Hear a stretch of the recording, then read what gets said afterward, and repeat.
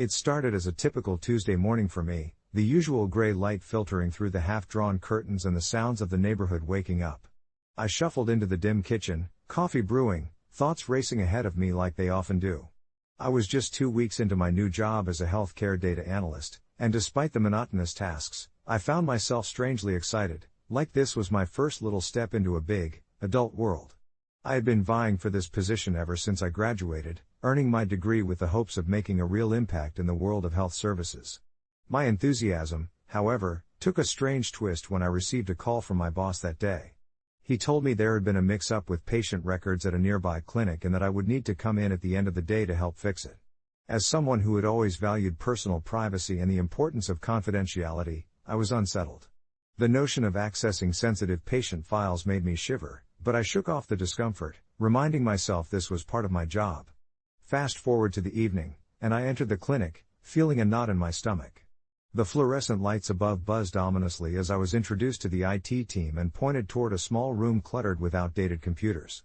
That's when I encountered her, Melissa, a nurse who seemed to embody calm in the storm of disarray surrounding us. As we sat together trying to untangle the mess, I tried to keep things lighthearted, joking about the nature of paperwork and technology, but she quickly quieted. "Just remember, HIPAA violations are serious," she said, her voice low and slightly unsteady. That warning took root in my mind, not because I was making any potential mistake but because I sensed something deeper in her tone, a burden she carried. I pressed her about it gently. "You seem stressed, Melissa. Is there something I should know?" She sighed, glancing at the door. "It's not about the patients who've already seen their records. It's about a new patient. You won't believe what happened." I felt a chill run through me as she recounted the tale. A patient, a woman named Sarah, had shown up mysteriously at the clinic requesting her records but had no identity. Melissa said Sarah wore odd clothing, spoke in riddles, and had an unsettling gaze that left the staff feeling watched. I could almost see the tension in her shoulders lighten as she spoke, a shared fear between us. It turned the mundane task of analyzing data into something almost mystical. Hours passed, and we were deep into a discussion of privacy, ethics, and the essence of patient identity when a sharp knock on the door jolted me upright. A man, disheveled and panting, burst in. "You found her, right? You have to find her," he yelled. The room fell silent before I collected my thoughts. Confusion swirled around us. Melissa ushered him outside, but I could hear a harried discussion happening just beyond the walls. It felt like an eruption that I was not meant to witness. When they returned, tension wound tighter than a coiled spring. The man explained, "Sarah is not who she says she is. She doesn't have a history in our files. It's like she's a ghost." He looked feverish, as though he had been chasing shadows. My heart raced. Was the woman we were trying to help someone trapped in a web of secrets? Or was she a danger, cloaked in anonymity? I felt a wave of uncertainty wash over me, but curiosity tugged at my senses too. "What does she want?" I finally asked. The man's eyes darted, fear shadowing his breath. "She wants answers. She thinks someone is after her." We were thrown into chaos. As Melissa and I resumed our tasks, I could feel my pulse quicken at every intimate detail. Data entries felt like interrogations as I plotted course after course through our systems, trying to piece together the answers to the enigma concealed within our sterile walls. The weight of records heavier than I'd anticipated hung over me. I replayed our conversation about HIPAA over and over, ensuring I was not crossing lines I didn't intend to cross, while my mind tangled with each unexplained piece of information. It became an obsession. How could a woman simply not exist? As the sun fell further, shadows began to stretch along the walls, the clinic growing quieter. Eventually, Melissa and I navigated deeper into the records, sensing a shift of urgency as we worked to uncover the truth. When we finally hit pay dirt, an old record buried so deep that no one had bothered to check, it felt like winning a race against the clock. Her name popped up alongside a series of previous appointments and a disconcerting note that detailed an anomalous transfer between facilities. Melissa smiled with relief, but I couldn't shake the discomfort settling over me. I expected every moment to slip into the realm of horror, fearing it might spiral out of control. As we walked the records to our supervisor, I felt a strange pull back toward Sarah, like she was a part of me now. What came next was surprising. Melissa and I both had to face frustrating bureaucracy and laws, trying to make sense of Sarah's identity, the paperwork spinning us around in knots of red tape. Each phone call became a trial, testing the limits of propriety and patience until I was left wondering if we would ever resolve the chaos that had enveloped us. As the clock struck midnight, a decision had to be made, to keep looking and risk breaking rules or accept what we discovered and move on. Taking a breath, I opted for honesty. We approached our supervisor and bared the whole situation, feeling the weight of truth lifting us slightly. What followed were some tense moments I will never forget. My heart raced as the supervisor scrutinized our findings, and I held my breath, praying we hadn't ventured too far. In that moment of clarity, I understood the gravity of our roles, the essence of humanity fused into every record, and how vital it was to respect these lives woven together through the healthcare system. As for Sarah, the answer came swiftly, the right personnel followed up, though I never learned what fate awaited her. I left the clinic that night exhausted yet relieved, acutely aware that the thrill of ethereal mystery and the deeply rooted seriousness of caring for patient identity often clash in the world of healthcare. Months passed after that fateful evening, and the experience began to fade into a soft recollection, just another tale tucked into my mind, woven among the many threads of my career. Then, one quiet Sunday afternoon, I received a familiar message. It was Melissa. "Hey," it read, "you won't believe what I've just found out about Sarah." Curiosity surged through me, and as I read, I couldn't help but wonder if I hadn't just become part of the story of someone who had carved their existence between identities. Just like that, I realized, sometimes those we think are lost may hold secrets worth keeping, and our paths cross not by mere chance, but by a shared understanding of who we are beneath the masks we wear. And so I relayed back, "Tell me everything." Melissa's response came swiftly, like a whisper caught on the wind, full of urgency and intrigue. "I was going through some old social media posts, and it appears Sarah's been leading a double life. Did you know she used to work in a psychiatric hospital? She posted about her experiences under a pseudonym, and there are some pretty intense revelations in there. You should see the comments she gets, people sharing their struggles, their fears, and tying them into her stories in ways that are surprisingly insightful." A chill ran through me. I had known Sarah only as the soft-spoken woman with a penchant for vintage books and herbal teas, never as someone who had grappled with the complexities of mental health in a professional setting. "Do you think she's still in touch with anyone from there?" I texted, my mind racing with a river of thoughts. Would knowing more about her spark some deeper connection? Or was this merely stumbling onto territory better left alone? Melissa replied in a way that made me think she had kicked her own thoughts around, too. "Well, I didn't dig that deep, but she mentioned a case in one of her posts. It was cryptically fascinating.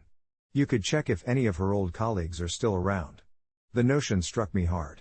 What if this case was pivotal, not only to Sarah's past but perhaps intertwined with her reasons for stepping back from society?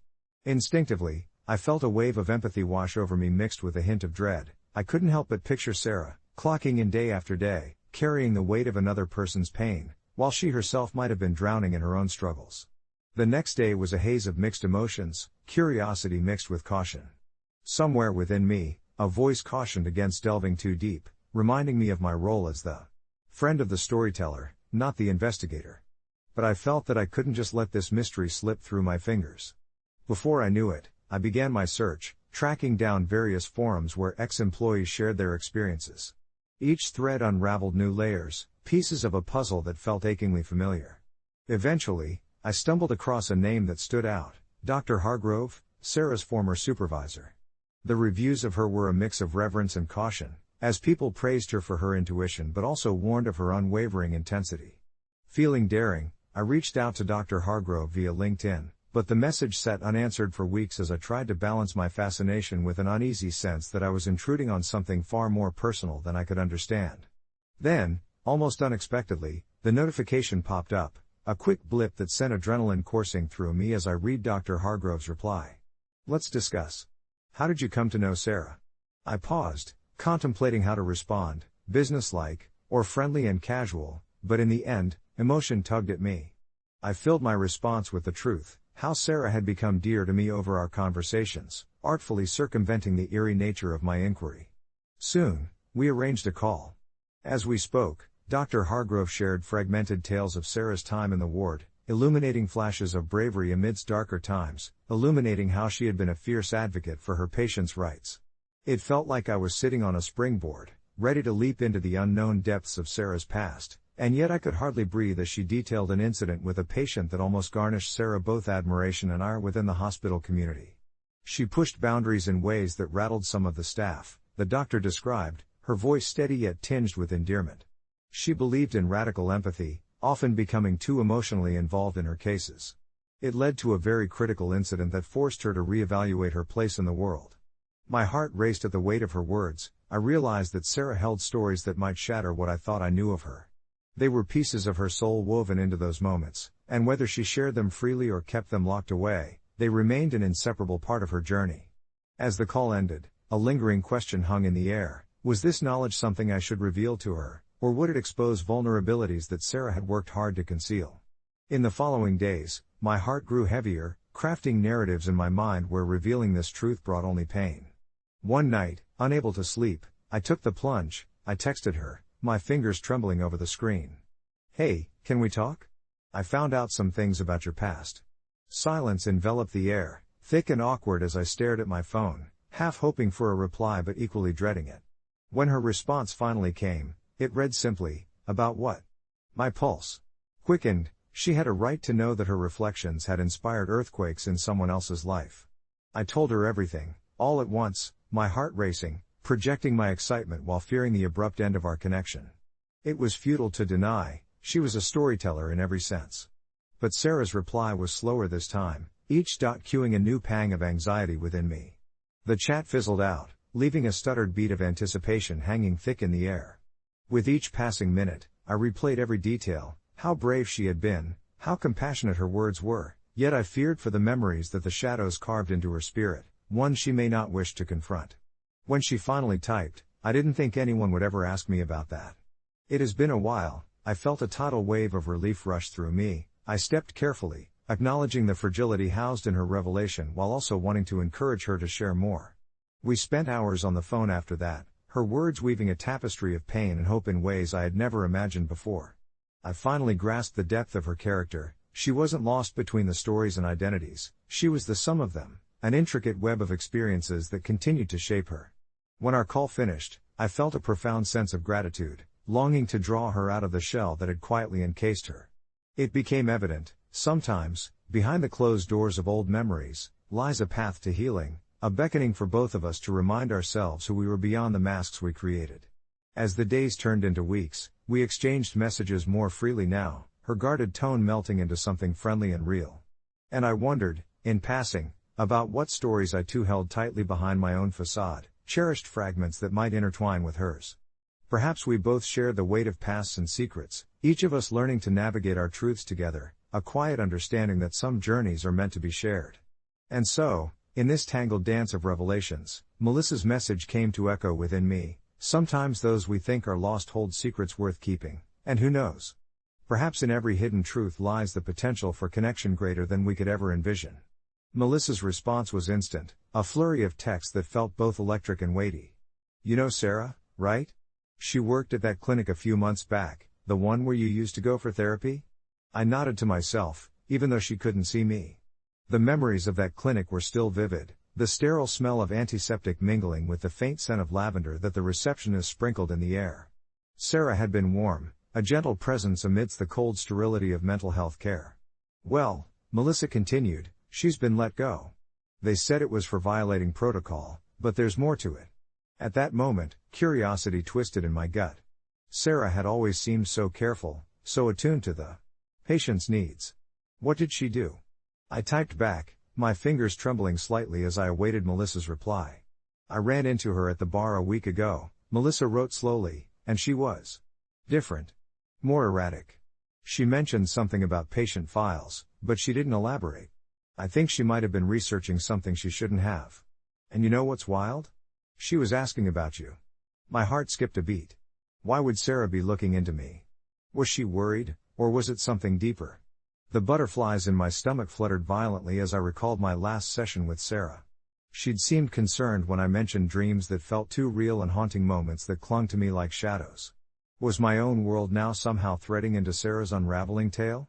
I let the questions linger as I replied, "What do you mean, asking about me? What did she say?" The pause felt interminable, each second stretching into infinity as I held my breath. Finally, Melissa's words came trickling through, laden with weight. "She seemed concerned about your last diagnosis. She mentioned she was worried you were in more danger than you realized." I felt a chill creep up my spine. My mind raced back to those countless times I had poured my heart into therapy, the honest exchanges that had found a home in Sarah's understanding gaze. Had I inadvertently exposed some hidden secret of my own? The idea that I might be a part of a story much larger than my own made me uneasy. I typed, "Danger? How? I don't understand."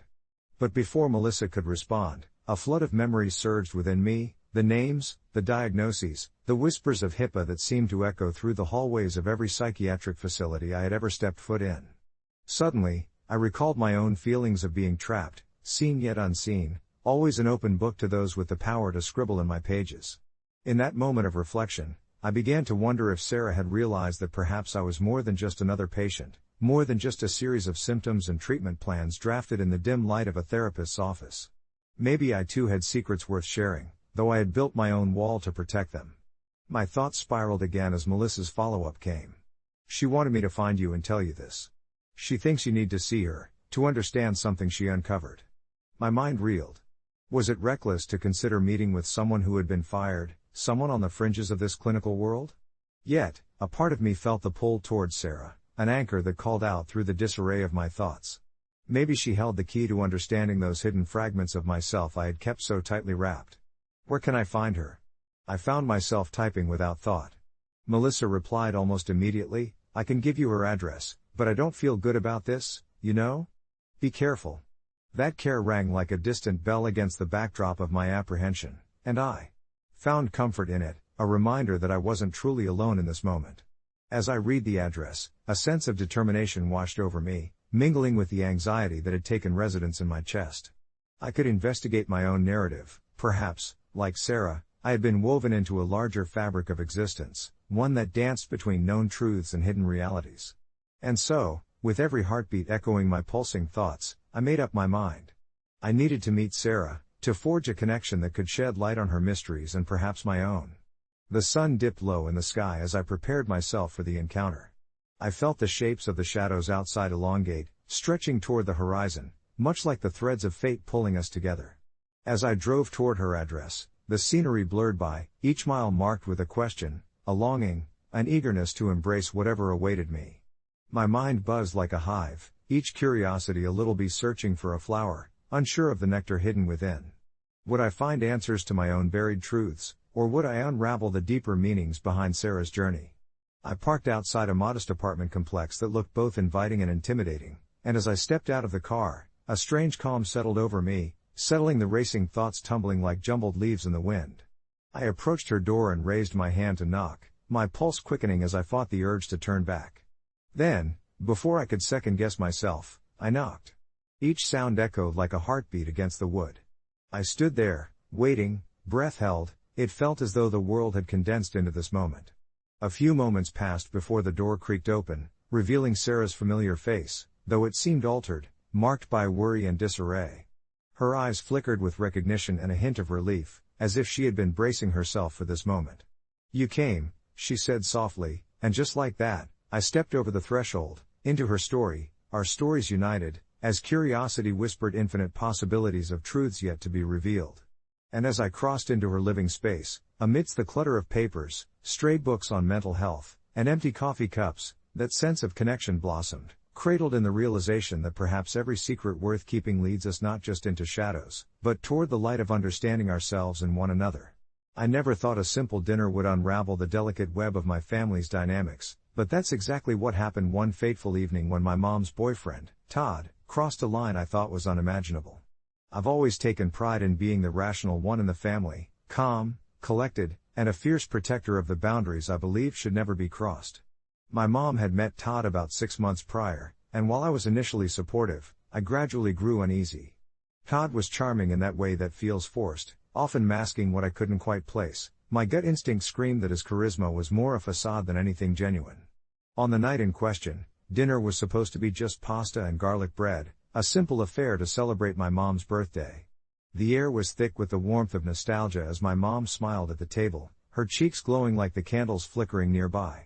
I didn't understand the palpable tension until Todd made an offhand comment about my weight, something he couched in concern, but struck me like a lightning bolt. "You know, if you cut out carbs, you might feel a lot better," he said, chuckling lightly, looking directly at me as though he were giving wise, unsolicited advice. My fork clattered onto the plate as I momentarily lost my voice, the blood rushing to my ears muffling the light-hearted chatter of the other guests around us. I could see my mom's eyes widen with embarrassment and horror, yet her defensiveness seemed to evaporate in the air, as though she were mourning the loss of the good time rather than standing up for me. The tension wrapped around my throat like a noose, and as Todd continued to make jocular remarks about my youthful resilience, I felt my whole body flush with anger. I excused myself to the bathroom, but I didn't need the time to breathe, I needed an exit strategy. I found myself peering at my reflection and wondering why I wasn't capable of standing up for myself. I raced back to the table, determined to reclaim the narrative, ready to carve out a semblance of respect I thought Todd had stripped from me. I didn't know what sparked it, but I decided enough was enough. With my heart pounding, I tapped my glass to gather the attention of the room. "You can't speak to people like that and expect to be welcomed into this family," I stated, my voice surprisingly steady despite the turmoil inside me. The air crackled with disbelief and silence engulfed us. Todd's eyes narrowed, and for a split second, I saw anger flicker across his face, but before he could retort, my mother intervened. "There's no need for this," she trailed off weakly, her gaze darting between Todd and me. Maybe we should just relax? It's my birthday, after all." But I could feel my resolve solidifying, a growing realization that I wasn't fighting just for myself anymore, I was fighting for my mom, too. The weight of the evening hung heavily in the air, and I finally spoke with clarity. "Hey, Todd, if you can't treat me or anyone here with respect, you should leave." Time held its breath before a stunned silence shattered, his mouth opening and closing like a fish, caught off guard. My mom didn't say a word, she just looked at me, a mix of pride and concern dancing across her features, but all I could feel was an overwhelming sense of satisfaction and relief. To my surprise, Todd stood up, muttered something under his breath describing my decision as childish and immature, and stormed out. The air felt lighter in his absence, and though my mom seemed torn, I knew I had crossed a bridge that would change the contours of our family forever. The aftermath was full of raw emotions. My mom and I had long talks about what it meant to be supportive versus enabling, and while our relationship became a tapestry filled with unresolved threads, it also blossomed into something more honest. I learned that being an adult sometimes means cultivating boundaries even with the ones we love. I found my bravery in vulnerability, and it felt exhilarating. Looking back, I often wonder if I truly was the asshole for kicking him out or if he was the one posing as family. I can't say for sure, but I do know that intervening in that moment set the stage for a more authentic partnership between my mom and me, where both of us could feel safe in expressing our truths, unfiltered and free from the poison of unrealistic expectations. Months later, after the dust finally settled, I discovered my mom and I were navigating life together more openly. I realized an unexpected truth: standing up for myself meant standing up for her, too. As for Todd, he became a fleeting shadow of our past, often discussed but never missed, an echo of lessons learned in the most trying of circumstances. In the end, perhaps my query of AITA has more to do with growth than judgment, and I think we both needed that moment more than we realized. Months flowed into each other in a way that felt almost dreamlike, with each moment teaching us something profound and bittersweet about ourselves and the bonds we shared. The initial sting of uncertainty I had felt after kicking Todd out of our home faded into something softer, a gentle reminder of resilience. My relationship with my mom morphed into something I never thought possible. It was as if we had cracked open a door that had long been shut, revealing an entire room of possibilities. My mornings were no longer engulfed in tension. Waking up to a quiet house felt safe, familiar, and comforting. We developed a routine that involved long cups of coffee shared and the soft sunlight streaming through the kitchen window, mornings filled with laughter over half-baked plans for the day. Sometimes we'd simply sit in silence, and the warmth of companionship filled any gaps that words left behind. Each weekend became an opportunity for bonding. We would embark on spontaneous trips to the nearby farmer's market or spend lazy afternoons browsing through old bookstores, laughing over battered copies of novels we never intended to read but always found irresistible. We were healing together, and it became apparent that standing up to Todd had ignited a spark in both of us, encouraging vulnerability and strength in equal measure. During one particularly sunny afternoon, as we nestled into our favorite corner of the local cafe, my mom gently broached the subject of dating again, her cheeks faintly flushed with uncertainty. I felt a wave of protectiveness wash over me. Todd had left his mark on our lives, but I didn't want to let that shadow stay. She spoke of wanting companionship, the simple joys of sharing a meal with someone who wasn't mired in the complexities of past heartaches. I let her words settle within me, recognizing the importance of her desires. It was a reflection of rebirth, not only for her but for both of us. I could hear in her voice a note of hope, one that was contagious. So, I encouraged her to dip her toes back into the dating pool, enjoying the romantic rides of life instead of cowering in fear of what might come. Those discussions led to other confessions, revealing our dreams, our fears, and the haunted remnants of our shared history, including how Todd had twisted us in knots of guilt and control. However, it wasn't all perfect, of course. There were moments when uncomfortable truths reared their heads, like the time my mom had mentioned she ran into Todd at the grocery store, and my stomach had churned at the mere thought. Memories could be both heavy and light, and navigating them felt akin to walking a tightrope, balancing the urge to protect her and allowing her the freedom to forge her own path. We managed the anxiety that brewed between us with deep conversations, ensuring that our newfound bond didn't fall prey to the traditional parent-child roles of expectation but grew into something fluid and mutual instead. As time rolled on, Todd's presence became less of an open wound and more of a distant memory, salted yet healing. Discussing him now felt more like reminiscing about an old storm than grappling with its aftermath. Looking back, the confusion had morphed into clarity, the kind that made it easy to breathe again. I realized that the question of whether I was the asshole was as intricate and layered as the relationships we nurture. It had never been about placing blame but rather about making choices that resonate with the essence of who we are becoming. I pondered long and hard about how far we had come since that chaotic moment of clarity. Each step we took towards understanding ourselves was a flower blooming in the light of truth. Perhaps the most remarkable evolution was when my mom unexpectedly invited me to her first date with someone she'd met through a mutual friend. The invitation was bittersweet, a full-circle moment that mirrored all we had built together. I watched her prepare with a mixture of excitement and apprehension, carefully selecting an outfit that reflected both her newfound spirit and careful consideration. And as she left that evening, confidence in her step and an infectious smile on her face, I felt a swell of pride so potent it nearly overwhelmed me. I wasn't just standing up for her but also encouraging her to stand tall for herself. In the quiet of our home that night, I found comfort in knowing that we could support each other, no longer confined by shadows, but instead illuminated by honest growth. As I climbed into bed, I thought about that question, am I the asshole? And smiled softly to myself. We were human, we stumbled and learned, and through it all, we had found a vibrant thread of connection that knitted us together despite the chaos that tried to pull us apart. As dreams began to weave their way into my consciousness, I felt a whisper of contentment guiding me gently to sleep, surrounded by the soft glow of hope for both our futures. The days that followed felt unusually bright, a stark contrast to the cloud of unease that had loomed over our lives since Todd entered the picture. I could see it in my mom's eyes, a flicker of renewed spirit coursing through her as she began to rediscover parts of herself previously buried beneath layers of obligation and disappointment. We started sharing more, little moments turned into deep conversations, brunches turned into full-day adventures. One Saturday, we ventured to our favorite spot by the lake, a place that had been a backdrop for both cherished memories and silent tensions.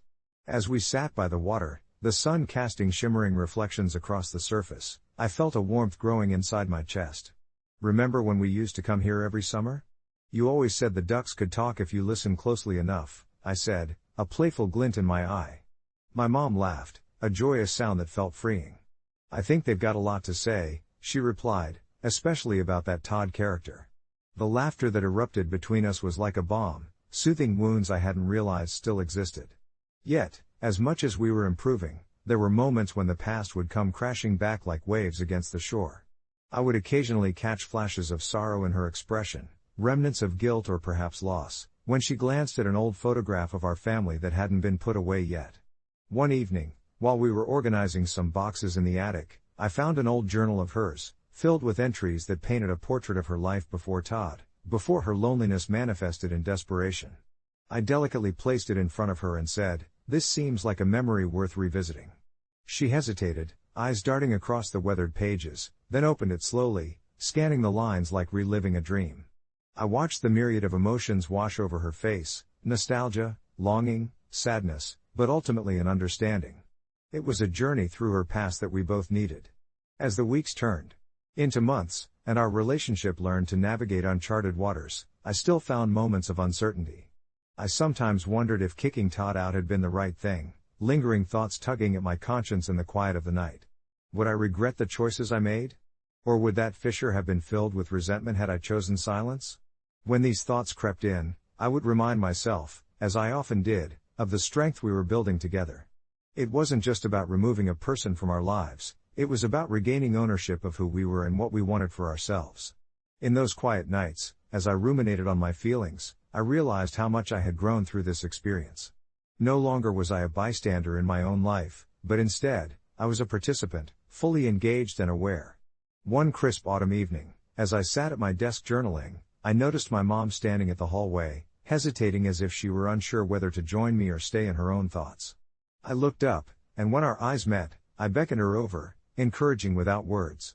She shuffled over, holding a steaming cup of tea, which she offered with a gentle smile. "I've been thinking," she said, and I could hear the tremor in her voice. "About how I've let fear dictate so much of my life, how I let fear tie me to the wrong people." I nodded, encouraging her to continue.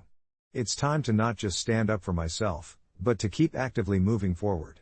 I want to try to embrace more of this life, and I want, even need, you with me on this journey." The sincerity in her words washed over me like a refreshing wave, grounding and real. We dove into an evening of plans and dreams, mapping out what our future could look like beyond the realm of past shadows. We discussed hobbies we had put aside, travels we had always dreamed of, and the importance of forging new connections, both inside and outside our family. As months slipped by, I couldn't help but remember that defining moment when everything began to shift, the pivotal decision that nudged us both out of stagnation and into a new dawn. Our bond became a tapestry woven with both laughter and tears, both the shadows of previous pain and the bright threads of hope. In this space, I found myself gently answering my lingering question every time it fluttered through my mind. Nah, I wasn't the asshole after all. I was simply a person learning how to live authentically alongside another. As I finally drifted off to sleep that night, with thoughts of future adventures suspended in my mind, I felt lighter, anchored not by guilt or fear of judgment, but by an unshakable belief in growth and connection. My dreams took flight with vivid images of laughter and sunlight, creating a canvas of what was to come, and for the first time in a long time, I felt a serene sense of anticipation unfurl within me, a sweet promise of tomorrow and all the possibilities it would bring. Confession: high school stunt that I'll not forget even in afterlife. They say that the memories we make in high school stick with us, for better or worse, and believe me, my most significant memory is one I never intended to create. I was a quiet kid, the kind who blended into the background, never drawing attention to myself, and certainly never in the spotlight. My best friend, Jamie, on the other hand, was a natural entertainer, full of charisma and always craving excitement. It was early autumn, and the excitement in our yearly traditions was palpable: the homecoming game, the dance, and, of course, the infamous senior pranks. Jamie was convinced we needed to make a mark, and as usual, I got swept up in her enthusiasm, even though the thought made my stomach twist with dread. The idea was simple yet bold: we would sneak onto the roof of our high school and unfurl a massive banner that would read, "Happy Senior Year," in big, bright letters. It would be harmless, just a fun little surprise for everyone attending the pep rally later that week. The night before our planned heist, I lay in bed, the weight of my decision pressing against me. I pictured the banner, fluttering proudly in the wind, the laughter we'd share afterward. But the thought of getting caught gnawed at me. What if we did this and it backfired? I brushed aside my doubts, convincing myself that this was my chance to experience something radical, to break free of my quiet shell. When the day arrived, my stomach was a cacophony of nerves. We had plotted everything meticulously. Jamie had even snuck out supplies and a few ropes to help us climb, the thrill palpable in her eyes as we approached the darkened school. The familiar brick facade loomed in front of us, taking on an ominous hue under the moonlight. We made our way to the back, and with a boost from Jamie, I clambered up to the roof first, my heart racing with adrenaline and fear. Then it was Jamie's turn. As the wind whistled through the air, I realized how high we truly were, the ground beneath us seeming like a distant dream. We worked quickly, laughter punctuating our nervousness as we unrolled the banner, our hearts soaring with each looming moment. Just as we finished, however, the silence shattered. A sound echoed, a loud thump followed by frantic barking. I scanned the surroundings, heart pounding. A security guard. Was it bad luck or a twisted turn of fate? Before we could react, we instinctively ducked behind the rooftop's edge, peering over. My mind raced with panic. "We need to go down. Now," I whispered frantically. But Jamie had a different idea. "We can't leave it here. Just wait and see." She pulled a small flare from her backpack, the kind used for nighttime emergencies. "This is our moment," she insisted, and with that, she lit it up, illuminating the darkness. All around us, the sudden brightness felt like an invitation. But I was frozen in place, heart racing. "What are you doing, Jamie?" I hissed, the breath stopping in my throat as sparks flew. Just then, the door swung open, and the guard emerged, flashlight sweeping the rooftop. Panic surged through me, a wave of dread washing over my decision. But all at once, Jamie turned the flare downward, pointing it like a beacon of trouble. "Hey! Look at us!" she called with an adrenaline-fueled laugh, as she waved frantically. The guard's beam of light snapped toward us, illuminating Jamie's silhouette, and in a split second, my heart plummeted. "Are you crazy?" I shouted, scrambling for the edge as the guard shouted for backup. In the ensuing chaos, Jamie dashed back toward the roof's entrance while I stumbled in confusion, frozen in disbelief at what she had just done. In a flurry of yelling and laughter, tension crackled in the air as Jamie shouted orders, trying to persuade me to join her in escaping toward the exit. But as I hesitated, my heart heavy with dread, I realized I could never go back from this moment. Jamie pushed me to run, and together we bolted toward the roof's ledge, adrenaline pumping through our veins. But just as we reached the door, everything felt surreal. A sharp crack echoed through the night, a piece of the roof crumbling beneath me. I grasped desperately for anything to steady myself, but the floor beneath my feet gave way, and in the chaos, I tumbled downward. My last sight was Jamie's desperate face mirroring my horror as I fell, hearing her scream get swallowed by the dark. There are no words to describe that fall, but I know I hit the ground hard, and darkness enveloped me. I thought I would simply wake up in the infirmary, but when I opened my eyes, I found myself floating above it all, watching as they carried my lifeless body away. Jamie was beside herself with guilt, and I could feel her overwhelming sorrow. But I couldn't blame her, I had willingly followed her, and there's a sick irony in this realization. It was meant to be a fun memory, a fleeting moment before adulthood, and I would have liked to believe that even my absence would have a touch of humor to it. But no, it was just pain and regret. I hovered above everything, the feelings around me pulsing like an echo, binding me to the earth yet freeing me to float as an observer, grasping to make sense of choices unmade and the paths we never took. Years passed in a blur, I watched my classmates graduate, my friends drift apart, and Jamie grow into adulthood haunted by that night.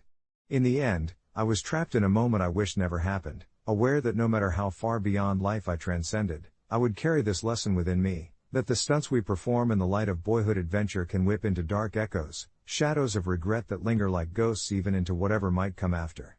In a bittersweet way, I now confess that this high school stunt was a grave reminder of how moments can dazzle us with charm, only to unveil their tragic depth when we dare to capture them.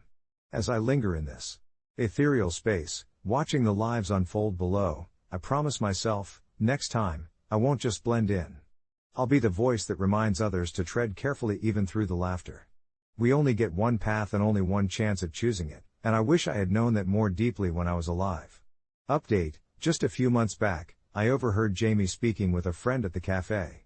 She mentioned how she'd finally decided to share the story of that night at a memorial for me. I felt a bittersweet pang. My story didn't end there, I was still part of her world, still woven into the fabric of memories, and though it hurt, it felt warm too, like a lingering embrace from the beyond. In that moment, as I lingered in the shadows, my essence intertwined with the soft buzz of the cafe, I was struck by the thought of Jamie sharing that night's tale. It had been just over a year since I had slipped quietly from the world, leaving behind a mournful ripple that affected so many.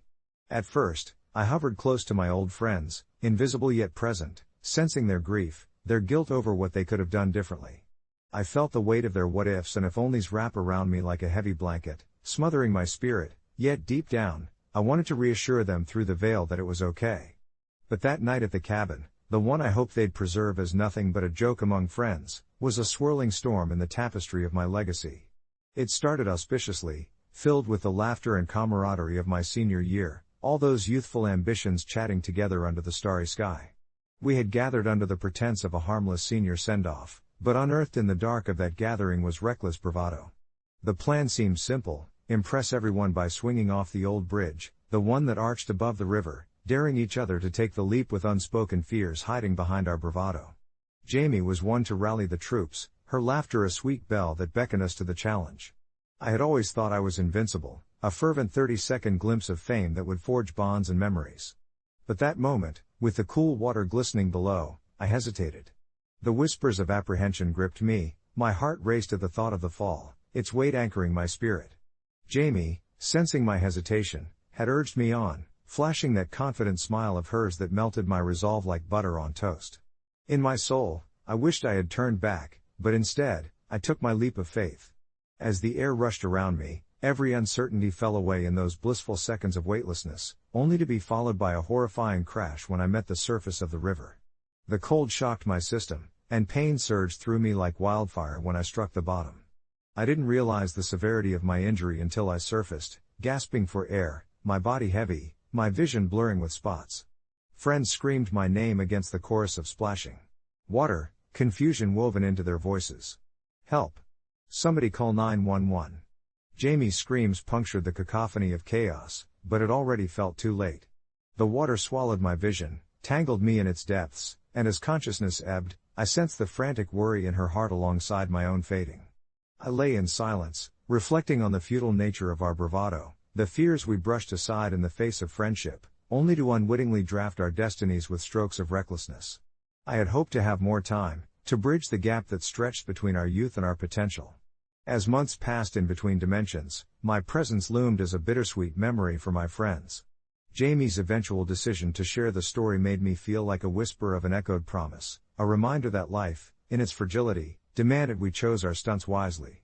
I could see her sitting at the memorial with tearful eyes, speaking to a cluster of friends whose lives I had touched. My heart swelled with an imperfect sense of pride. I was no longer just a student remembered for my final act of folly, but a beacon urging those still living to treasure their paths, to heed the whispers in the silence as they chose how to leap into love, life, and courage. Listening to Jamie recount the laughter, the camaraderie, the mistakes we made, and the lessons learned, I wanted to reach out to her, to tell her I was grateful for the parts she preserved, for every moment stitched together with laughter. In that space, I found a sense of peace, knowing that even in this other existence, I could still connect with them through memories, stories, and love. The afterlife had taught me that the simplest moments lived deeply could resonate far beyond the limits of our years, continuing to pulse within their hearts like an eternal flame, reminding them to embrace each step of their journey, lest they find themselves leaping without purpose. As I drifted in this realm of whispers and glimpses, the warmth of those emotions enveloped me, comforting yet tinged with a haunting sadness. I often found myself revisiting that night, the laughter mingling with the taste of regret, like a bittersweet lemon slice on the tongue. At the memorial, I imagined Jamie standing in front of their gathered friends, her voice a gentle tremor as she recounted the tale of our fateful adventure. Her face would light up, reflecting the humor we shared, yet behind her laughter, I sensed the unmistakable shadow of loss, a reminder that while joy could fill the air, it was tempered by the absence of my physical presence. In this ethereal space, I understood the weight of her words, how the memories we create can illuminate even the darkest corners of grief. I wished I could manifest beside her, to place a reassuring hand on her shoulder, to give her a nod of encouragement, to tell her that sharing our story could perhaps lighten her own burden. But I reminded myself that this was not about closure for me, it was about liberation for her, a chance to reclaim our narrative, to pull beauty from the wreckage of that chaotic night. As days passed in the afterlife, a sense of harmony settled within me, a gentle balance that allowed memories to flow without judgment. My existence had shifted from one of fleeting moments to a timeless presence in the stories of others. I began to see Jamie through a different lens. She embodied resilience, a true testament to the strength that lies beneath vulnerability. I reveled in her laughter, wishing I could shower her with affirmations of the adventures we shared, the spontaneous road trips with the music cranked up, the endless nights of sharing dreams under a canopy of stars. What struck me most was how these memories didn't merely cling to Jamie, they expanded, intertwining with the lives of all those who loved me. Friends altered their paths, they hugged a little longer, held on to moments a bit tighter. Even in their trials, I could sense laughter bubbling close to the surface, reminding me that I hadn't vanished but merely transformed, becoming a part of every shared smile and tear among them. I felt their journeys unfurling, and I was a silent witness, a ghostly cheerleader, rooting them on from the shadows. Time flowed differently here, moments from my life melded with theirs, creating a beautiful tapestry rich with color and texture, vibrant with experiences lived fully, reminders that life was meant to be savored. The night of the memorial arrived, and I floated near the edge of their gathering, sensing the mingling energies around me. As Jamie took her place at the front, the room hushed, enveloped in an air thick with anticipation and emotion. She shuffled her notes, but her gaze wandered, and in that momentary pause, I felt the ripple of connection we shared. When she began to speak, her voice cracked. It wasn't just about me, it was about us, about how each laughter-filled moment had woven our lives closer. She recounted our grand plans to take over the world, our ridiculous stunts, and how we dared each other constantly to push boundaries, capturing the essence of our friendship. As her story unfolded, I could see my friends nodding, laughter breaking like gentle waves against the shore. I wished I could shout, to fill the room with the joy I felt, to tell them that their happiness was safe with me now, that I would forever cherish those memories. As she reached the climax of the night, speaking about the final act of rebellion that had brought me here, it was not guilt that washed over me, but an overwhelming sense of love. She forgave me, in front of everyone, for the consequences of that fateful moment. I felt a warmth flood through me, something new, a recognition of the beauty that can arise from chaos. In that moment, I knew we were more than the sum of our experiences, we were a constellation of moments shining bright with vulnerability, laughter, and growth. It struck me suddenly, how our lives, entwined by joy and despair, continued to push forward, an unbreakable bond nestled within the fabric of time. As the night unfolded with stories shared, tears shed, and laughter that echoed into the depths, I floated above it all, watching as Jamie found moments for herself, crafting new memories that would swell with life, allowing her spirit to soar once more. In my ethereal essence, I vowed to always be there when she needed a whisper of reassurance, to nudge her in the right direction when she hesitated. The afterlife had taught me that while I might not walk beside her physically, the connection we forged would pulse through every thought and interaction, transcending beyond existence itself. And as the night drew to a close, I felt a strange exhilaration wash over me. Perhaps this was the end of my story, but it was not an ending filled with sorrow or regret. Rather, it was a gentle beginning, and I would forever be a part of her story, living on in laughter, memories, and a legacy of love that neither time nor space could sever. The cold, flickering light of my laptop screen illuminated the dimly lit room, shadows dancing on the walls as I stared at the now infamous executive order on my feed: transgender and non-binary people don't exist.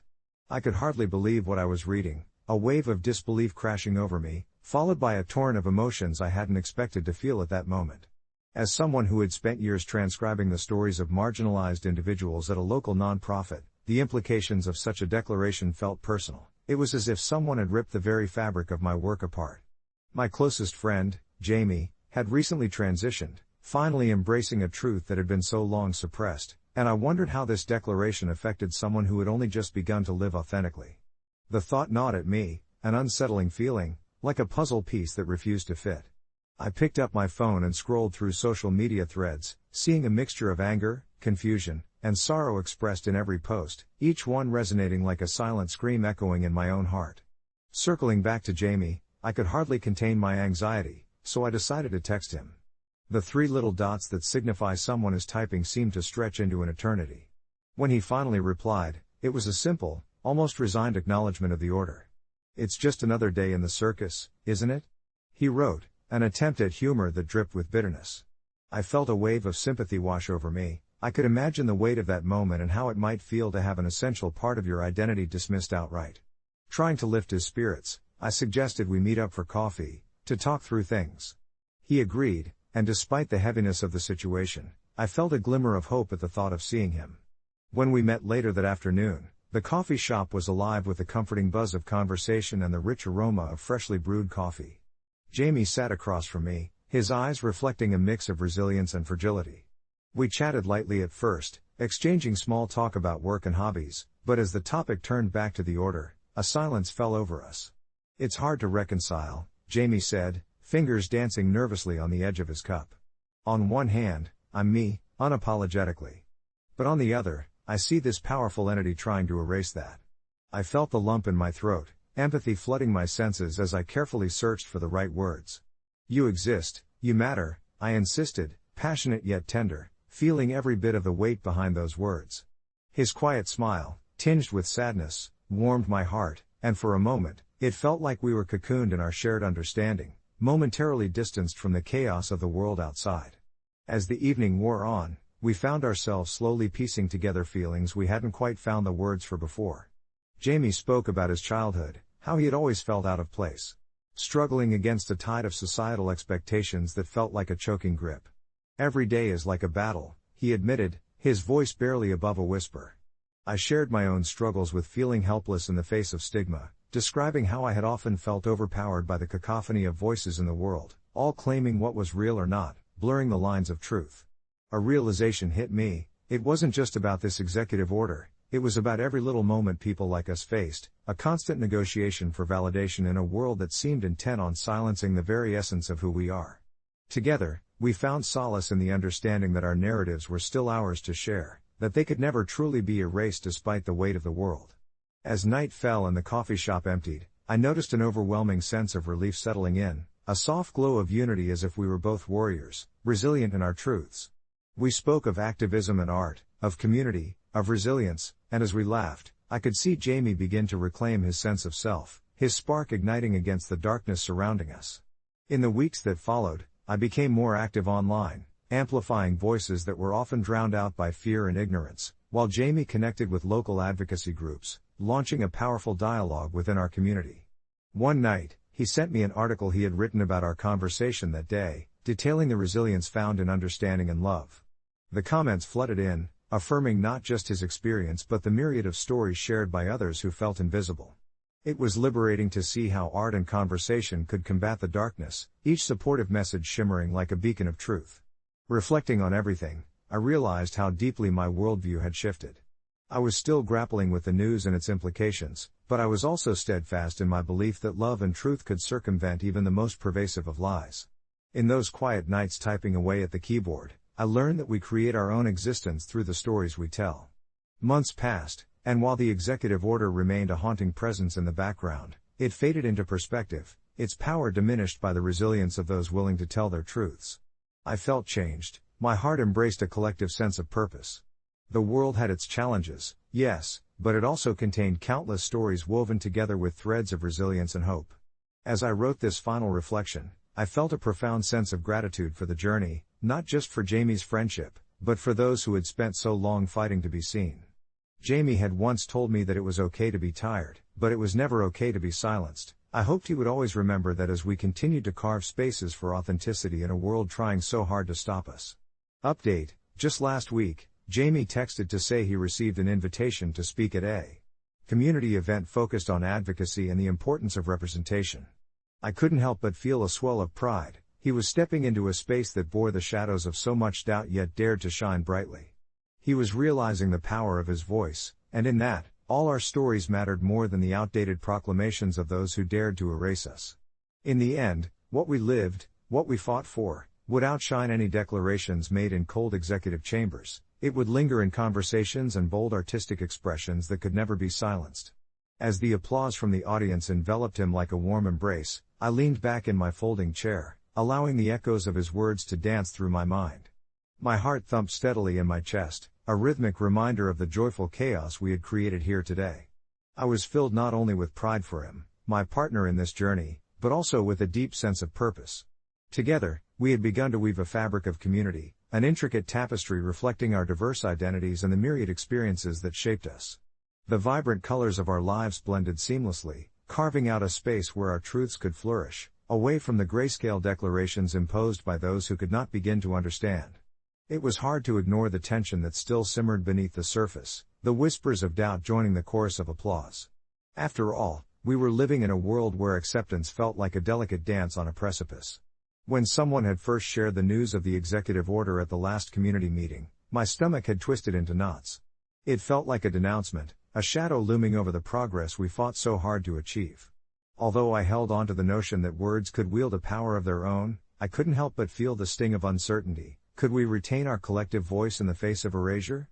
More importantly, what could I do to keep that spirit alive, not just for my partner, but for every individual who had ever felt the suffocating weight of invisibility? As the event wound down, I caught up with my partner, his energy still radiant despite the exhaustion evident in his eyes. "Do you think we made a difference?"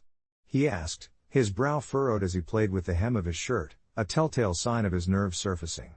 I placed my hand over his, squeezing gently, letting him know that I believed wholeheartedly that we had. Our voices, our stories, were bridges to understanding, And even if just one person left with a new perspective, it was worth every moment we spent preparing for this day. We stepped outside into the cool embrace of twilight, the soft glow of string lights illuminating the path ahead. In the distance, laughter and chatter filled the air, a symphony of human connection reminding us that we were not alone in this fight. As we walked hand in hand, weaving through the throngs of community members still lingering, I felt a wave of gratitude wash over me. These stories, our stories, would ripple outwards, igniting sparks of empathy and mattering far beyond the limitations of political declarations. A couple of days later, I found myself scrolling through a Reddit thread titled "Ask Reddit What Are Your Thoughts on the Transgender and Non-Binary People Don't Exist Executive Order?" The comments unfurled like a rapidly blossoming flower, filled with outrage, raw emotion, and unequivocal affirmations of existence. One post caught my eye, detailing an emotion-laden story of a person who had felt incredibly alone until they discovered our community event through a mutual friend. Their words struck a chord within me, reminding me of why we pressed on: acceptance, understanding, and most importantly, the validation of one's own existence as a lived experience.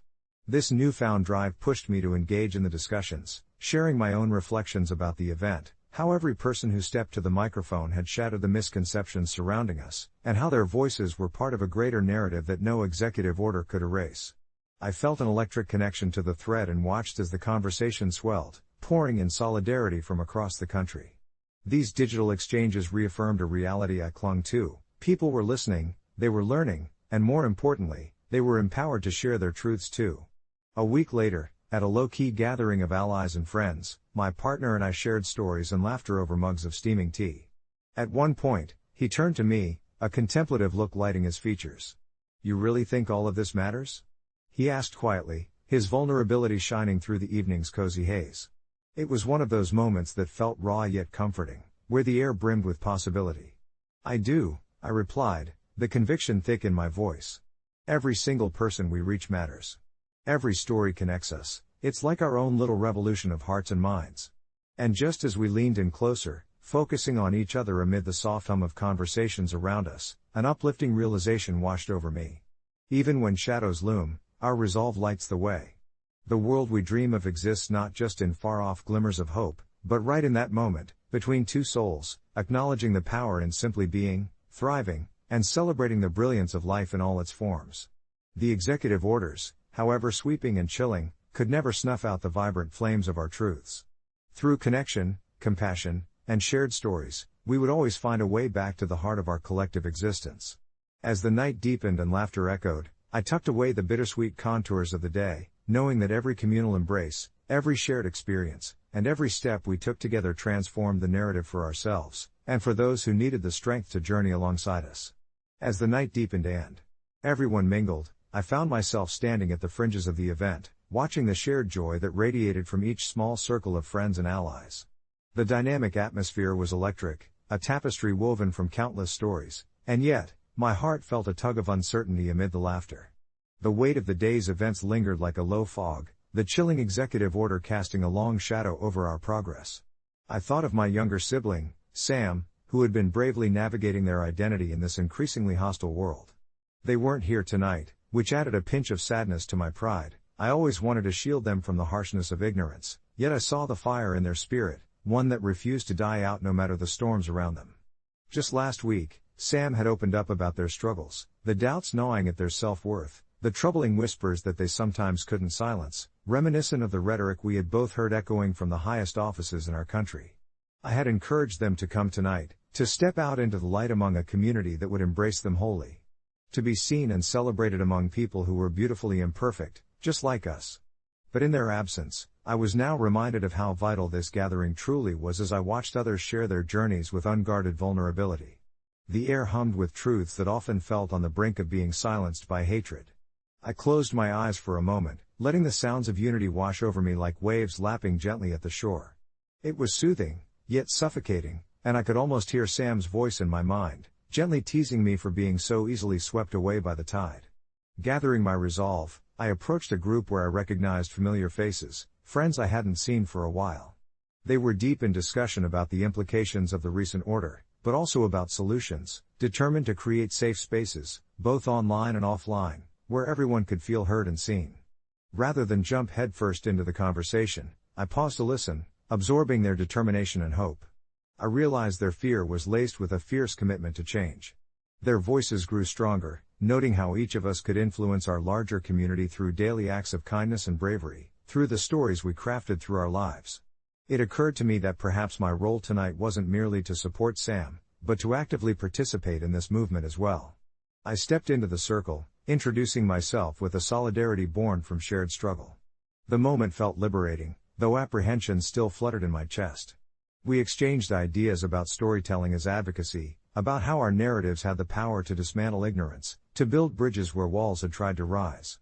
Slowly, as the night progressed and warmth filled the air, I felt the ghost of doubt slip away, replaced by the conviction that our truths were, perhaps louder than any decree aimed at stifling them. I shared my own story, both the light and darkness, how I fought alongside Sam, but also how I learned to celebrate my own identity in the process. As I spoke, I could feel the eyes of strangers turn soft with understanding, each nod and shared expression weaving an unbreakable bond through our momentary vulnerability.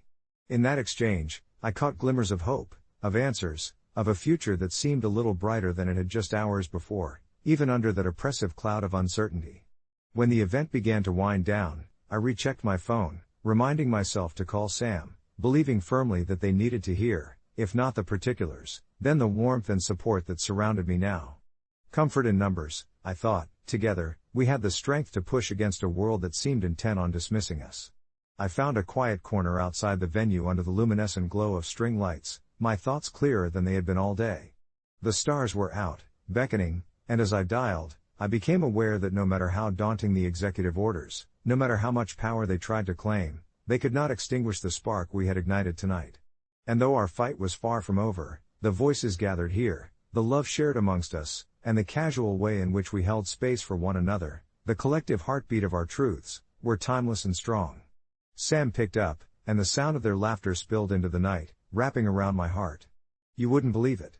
I started, offering up the colorful tapestry of stories I had witnessed as we each became threads woven into a larger narrative.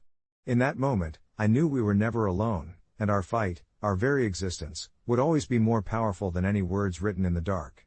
I hung up feeling buoyed by that knowledge, and as I headed back inside to rejoin the festivities, I couldn't help but smile. The journey wouldn't be easy, but it was ours to take, and together, we were undeniably strong.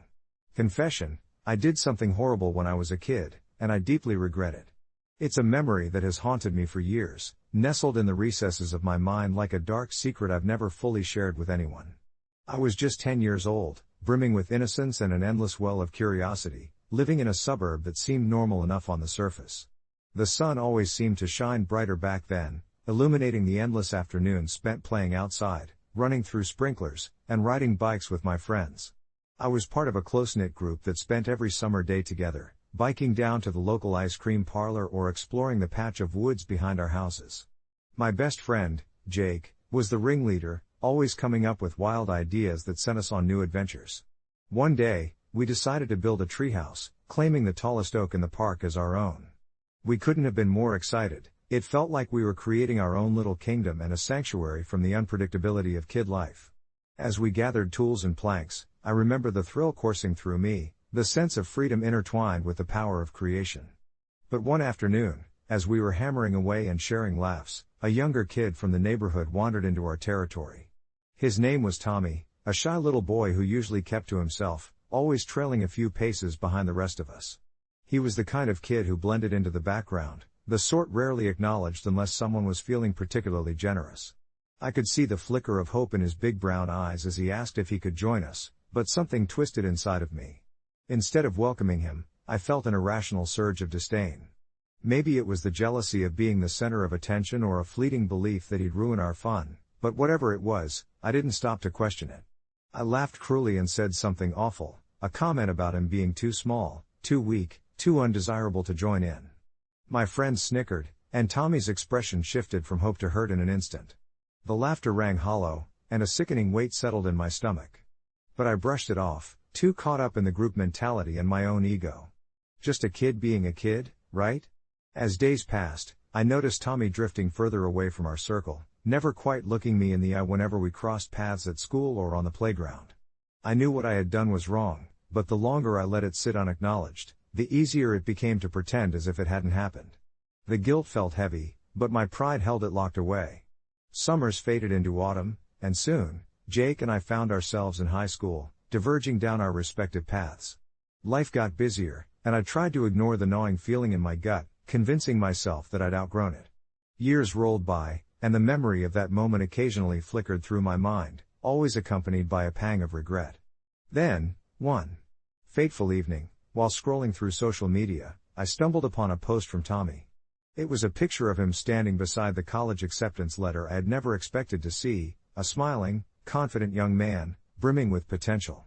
My heart sank as I realized how much he had grown, how far he had come despite what I had said to him. The guilt resurfaced like a tidal wave, crashing over the reservations I'd built up over the years. I couldn't let it go this time. I whipped out my phone, heart racing, and sent him a message, one filled with the sincerity I had neglected all those years ago. I told him how sorry I was, how much I regretted my cruel words. I hit send, my heart pounding with anticipation and dread. When I received a response, it was measured and surprisingly kind. Tommy acknowledged my apology but added that he had long since forgiven me, though the wound had hurt at the time. He had learned to overcome the judgment of others and find strength in himself. Those words pierced me, they held an understanding that I didn't deserve. It marked the beginning of a tentative friendship. We started chatting occasionally, sharing bits of our lives with one another. I learned about his success in college, his passion for graphic design, his dreams to start a nonprofit for kids who felt lost and unwanted, like he had once. In return, I shared my own struggles, my wrong turns, and the lessons I had learned along the way. Each exchange helped to evaporate the distant sorrow that had clung to me for so long. In time, I came to realize that while I could never erase my past actions, I had the chance to create a different narrative moving forward.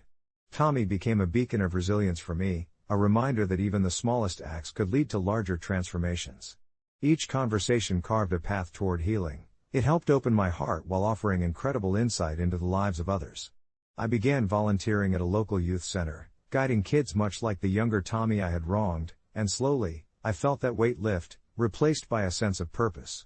Looking back on that summer, I realize how naive I was, how easy it was to slip into cruelty without understanding its burden. Sometimes, the smallest moments can define our futures, and everything I regretted turned into a lesson, a chance to rebuild the kind of person I wanted to be. Update: a few months later, I gathered enough courage to ask Tommy if he would be interested in collaborating on a community project, an inclusive art program for kids, blending creativity and kindness. To my delight, he was thrilled about the idea.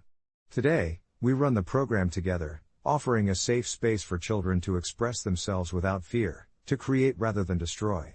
Sometimes, redemption comes when you least expect it, and from the ashes of my regret, I finally found a reason to hope. As the sun dipped low over the horizon, casting warm hues across the sky, I stood by a cluster of colorful murals we had completed the week before, each vibrant section a testament to the creativity unleashed within our community. The air was filled with the laughter of children, their giggles weaving together with the soft sounds of nature. It felt surreal, standing there with Tommy, who had become not only a partner but a true friend. We had spent countless evenings brainstorming ideas, and I was still in awe of how far we had come since my confession. I recalled the day I had finally gathered the nerve to reach out to him. My hands shook as I typed the message, reliving all the memories of our childhood and the pivotal moment when everything had spiraled out of control. I remember hesitating, debating whether I should send an apology along with my pitch for a project or if I should simply focus on moving forward together. After a long, sleepless night, I hit send, letting my hope soar despite the fear of rejection looming over me. When Tommy responded with enthusiasm, I felt a tide of relief wash over me. I would have never anticipated how gracious he could be. Working side by side with him in our new endeavor was like stitching together a patchwork of broken pieces into something truly beautiful. And those children, seeing them gather, picking up their brushes as they painted side by side, created an inexplicable warmth in my chest. I felt like I was a part of something larger than myself, something positive. I watched as they learned to collaborate, encouraging one another, dissolving any hint of doubt with laughter and the joy of creating. Tommy often shared his adventures with the kids, how he would sit on the worn-out grass, giving them pointers while they experimented with colors and textures, fostering not just their artistic minds, but their spirits as well. The program grew, word spread, and soon parents were coming to us, grateful for the outlet we had created, a haven for their kids to explore their feelings and abilities. Yet, amidst the joy that filled these moments, I occasionally felt the quiet tickle of guilt stir within me. Was this enough? Could I ever truly atone for the pain I caused Tommy? I tried to dismiss those thoughts, but even now, years later, they would seep into my moments of reflection. One afternoon, as a golden sunset illuminated the art we had created, I turned to Tommy, ready to unearth the topic I had been avoiding. Do you remember? You know, what happened when we were kids? I want you to know how sorry I truly am for everything. He paused, his brush gliding to a halt as he glanced at me, a flicker of surprise in his eyes, but then that familiar, understanding smile curved on his lips. You know, Alex, I appreciate you saying that. But it's okay. We were kids, and kids make mistakes. I forgave you a long time ago, I just didn't know how to talk about it then. Relief washed over me, and the weight on my shoulders lightened considerably. In that moment, the bond we shared felt even more profound. Forged from both traces of hurt and a new relationship built on trust. As the laughter of children filled the air, mingling with the warmth of dusk, I realized that moving on doesn't always mean forgetting, it sometimes means embracing growth. Our project was thriving, and while my past lingered like a shadow, it was a shadow softened by the light of forgiveness. We were not the same boys anymore, each of us had transformed, with our scars merely hints of our shared history, and the lessons we learned would guide us in nurturing the next generation of artists. In the midst of the children's creativity, I saw a reflection of hope, not just for them but for myself as well. While the past remained a testament to my mistakes, I had forged a new path, one paved with kindness, creativity, and community. As I looked around at the children, their tiny hands smudged with paint and their eyes gleaming with inspiration, I could finally breathe. It felt as if the universe was gently reminding me that redemption is possible, even when you fear it may never come. With Tommy by my side, we moved closer to a brighter future, filled with artistic dreams, and laughter that echoed long after the sun had set. And as I watched the sun dip completely beyond the horizon, I found solace in the silence of a night that promised the dawn of a new day, a new opportunity to be better. Each night after the workshop ended, I found myself lingering a little longer, swept up in the afterglow of creativity and connection. The walls of our community center, once dull and washed out, now gleamed with vibrant murals crafted by the kids, each painted stroke a testament to the voices they were beginning to discover. I often sat on a weathered stool near the large bay window, watching as families started to trickle down the street, their laughter mingling with the fading light. The atmosphere felt electric, charged with possibility, and for the first time in years, the weight of my past didn't pull me down, it buoyed me forward. Tommy would come over after tidying up, bringing with him a steaming confession: I had a miscarriage, and my teenage brother is becoming a dad. It feels surreal to even write that, but I've spent days wrestling with these thoughts in my head since the news broke. I'm 25, married to Jason for a few years now, and I've always imagined the laughter of children filling our cozy little home. When I got pregnant last summer, it felt like the stars aligned perfectly. We decorated a nursery, picked out baby names, and chattered for hours about our future. But then, life threw a cruel twist my way. My heart shattered in that sterile hospital room when the doctor told me there was no heartbeat. Grief swallowed me whole, leaving a hollow ache that tainted everything. It's a pain I still can't quite articulate, but it morphed into a numbing shadow that followed me relentlessly. Lately, I've been coming to terms with that profound loss, a heavy burden dressed in silence, when without warning, the ground shifted beneath my feet again. That's when I learned that my little brother, Dylan, had been keeping a secret. 18 years old and just as naive as any teenager, he was going to be a dad. I remember the moment vividly, how the words slammed into me like a train. We were sitting at the kitchen table, a bowl of my failed attempts at cookies sitting between us, and he blurted it out in the most nonchalant manner, as if casually discussing the weather. I'm going to be a father, he said, and just like that, lunch became something else entirely. I felt a wave of resentment crash against the pain of my miscarriage, an ugly jealousy creeping in unexpectedly. The very thought of a teenager having a child while my dreams had crumbled felt like a slap in the face. Couldn't he see the cruel irony of it all? But inside, I wrestled with wanting to be happy for him, wanting to support him the way I should, knowing he was scared and confused too. Trying to be the understanding sister, I fought through my own devastation, putting on a brave face while my insides twisted in turmoil. As days turned to weeks, I found myself lingering on thoughts of Dylan's future child, knowing that whenever I'm around, I'll inevitably be reminded of what I can't have. I began to study him closely, watching the boy I grew up with morphing into someone that seemed more like a man, navigating parenthood with an unsettling mix of naivety and optimism.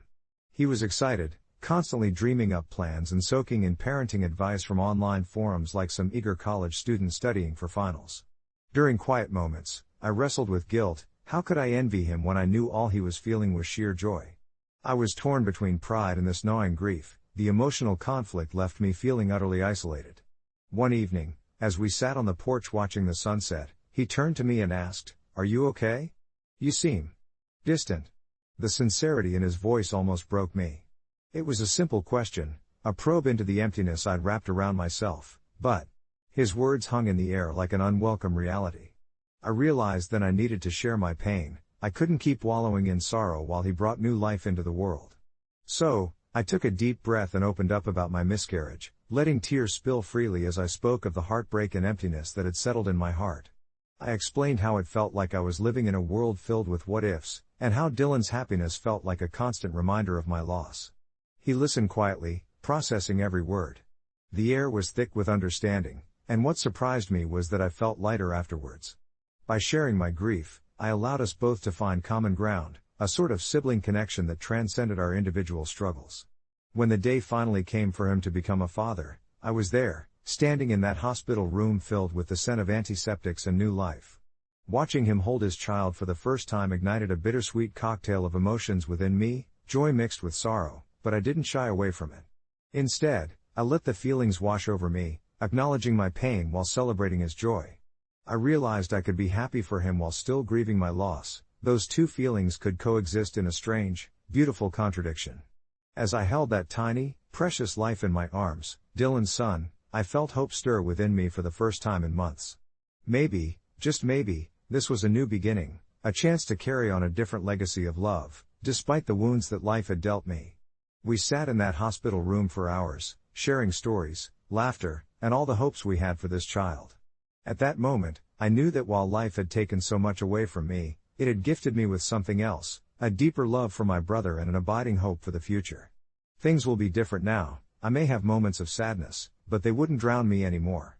So maybe this is my confession. Loss can open a door to unexpected joy, and in embracing all parts of life, I finally found a way to heal. Update: it's been 6 months since Dylan's son was born, and honestly, it feels like a new chapter for us all. I've started volunteering at the local children's hospital, rediscovering the joy and laughter I thought I'd lost. Every time I see my brother with his son, I feel a bittersweet warmth fill my heart. I still have moments of sadness, but they're gradually shifting into something deeper, a commitment to support them both as they navigate this new adventure. Grief, I've learned, doesn't disappear. It whispers reminders of our past while urging us to fill our lives with love, creating legacies in unexpected ways. I'm grateful for the laughter, the late-night feedings I help with, and most importantly, the bond my brother and I have now forged through this journey together. Life continues to surprise me, and I'm learning to embrace it. As I sit in the living room, the soft glow of the evening light filtering through the sheer curtains, I can't help but reflect on how much has changed since that stormy day when I had my miscarriage. The sound of my brother's laughter, muffled from the kitchen where he's prepping a bottle, is like a balm to my heart, soothing the lingering aches. I had imagined this moment differently. I had dreamed of a family of my own, of swaddling my baby in cozy blankets and whispering sweet nothings while my brother looked on with a smile.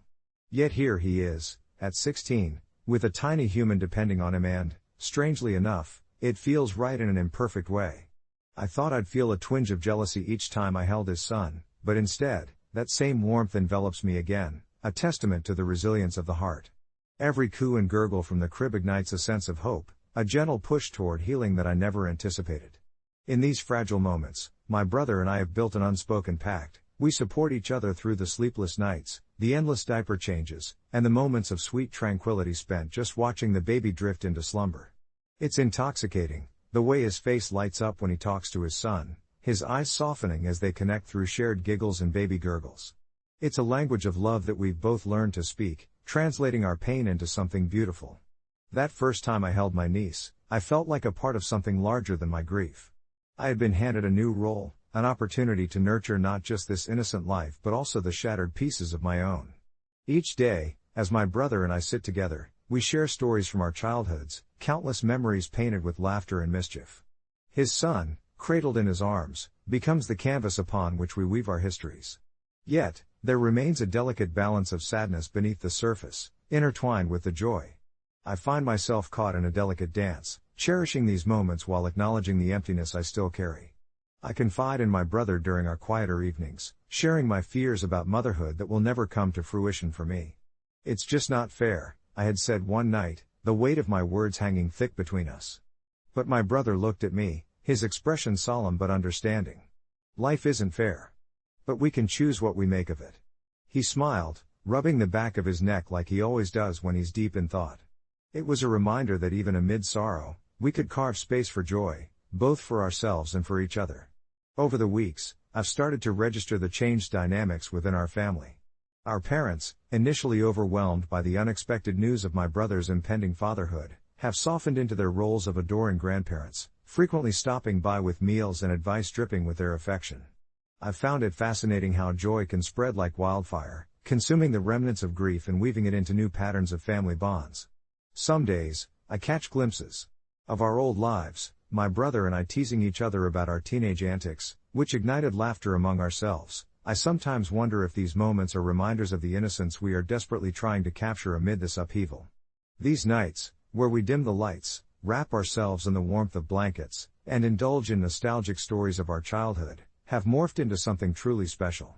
As the days pass, I often find myself reveling in the simple joys, the soft touch of the baby's tiny hand around my finger, the way his wide eyes explore the world with curiosity, and the way my brother beams every time he sees his son accomplish even the smallest of feats, like a smile or a coo. I discover an unexpected sense of purpose. I pour my heart into being an awesome aunt, a role I never anticipated, but one that brings me a profound satisfaction I could not have imagined before.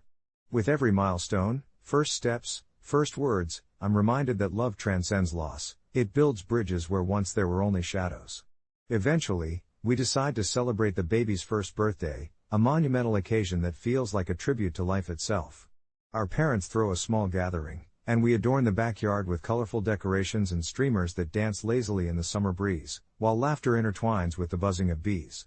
As I observe my brother, who is now a doting father, I feel a swell of pride and gratitude wash over me. His joy is infectious, and for the first time in a long while, the ache of my loss doesn't feel as suffocating. Instead, it becomes a silent reminder of what once was, urging me to embrace the present, shifting the narrative from what I couldn't have to what is here, vibrant and alive. As I blow out the candles on the cake, I see the smiles and laughter around me, and my heart whispers a sweet promise to carry this love forward, blending our pasts with the future we never anticipated. It's still a journey, one filled with complexities and emotions that ebb and flow. I don't know what tomorrow holds or what other surprises life has hidden around the corner. But for now, I am here, tangled with my brother and his son in this wonderful web of life, feeling grateful for the laughter amidst the tears and finding healing in every moment shared. As the last remnants of laughter echoed around the room, I felt a gentle swell of peace settle over me, an elusive sensation that had often slipped through my fingers. My brother, still wide-eyed and youthful yet suddenly transformed in the way only parenthood can do to someone, cradled his son, a small bundle of innocence wrapped in soft fabric. Watching him was like peering into a mirror reflecting both the familiar and the unfamiliar. There was a hint of wonder in his eyes, a spark that whispered of responsibilities yet to be mastered and joys yet to be discovered. I could barely keep the smile off my face as he attempted to balance the baby with one arm while reaching for a slice of cake with the other, a comically heroic display. The noise slowly dissipated until only the quiet hum of the fluorescent kitchen lights remained, the joyous aftermath of birthday celebrations lingering like a soothing balm. I wandered outside, where the night wrapped around me, cool but comforting, a striking contrast to the warmth and chaos inside. I leaned against the wooden railing of our porch and surveyed the star-speckled sky, each shimmering point a silent witness to my journey, to all the heartache that had led to this moment. Grief, once a heavy cloak draped over my shoulders, had transformed into something lighter, a reminder woven into the fabric of my being, urging me to cherish every fleeting second. It was a surprising revelation, really, how the threads of joy and sorrow could so intricately intertwine, creating a tapestry rich with meaning. I thought about the birthday cake and how it represented not only my brother's new beginning but also my desire to celebrate life in all its forms. At that moment, I began to see my brother's son not just as the product of a young, unintended association but as a beacon of hope, a fresh start we all needed, a tiny but potent reminder that life goes on, filled with possibilities. When the kitchen door creaked open, I turned to find my brother stepping outside, wiping frosting from his fingers with an exaggerated roll of his eyes, an expression that perfectly encapsulated the delightful mayhem of parenthood. He slipped beside me, looking up at the stars, and we shared a comfortable silence, a moment devoid of expectation yet brimming with understanding. "You know," he finally said, his voice barely louder than a whisper, "I really didn't expect life to shift like this. To be honest, I was terrified when I found out." I nodded, feeling the familiar threads of his uncertainty tug at my heart. "Yeah, I guess we both were." An ambient stillness enveloped us, and I could sense the weight of unspoken truths perched just beyond the veil of our vulnerability. "But it feels right now," he added, a cautious optimism shining through. "Like I'm meant to be here, doing this." We spoke softly, words of encouragement and reflection spilling out, creating bridges over our shared experience of grief and hope.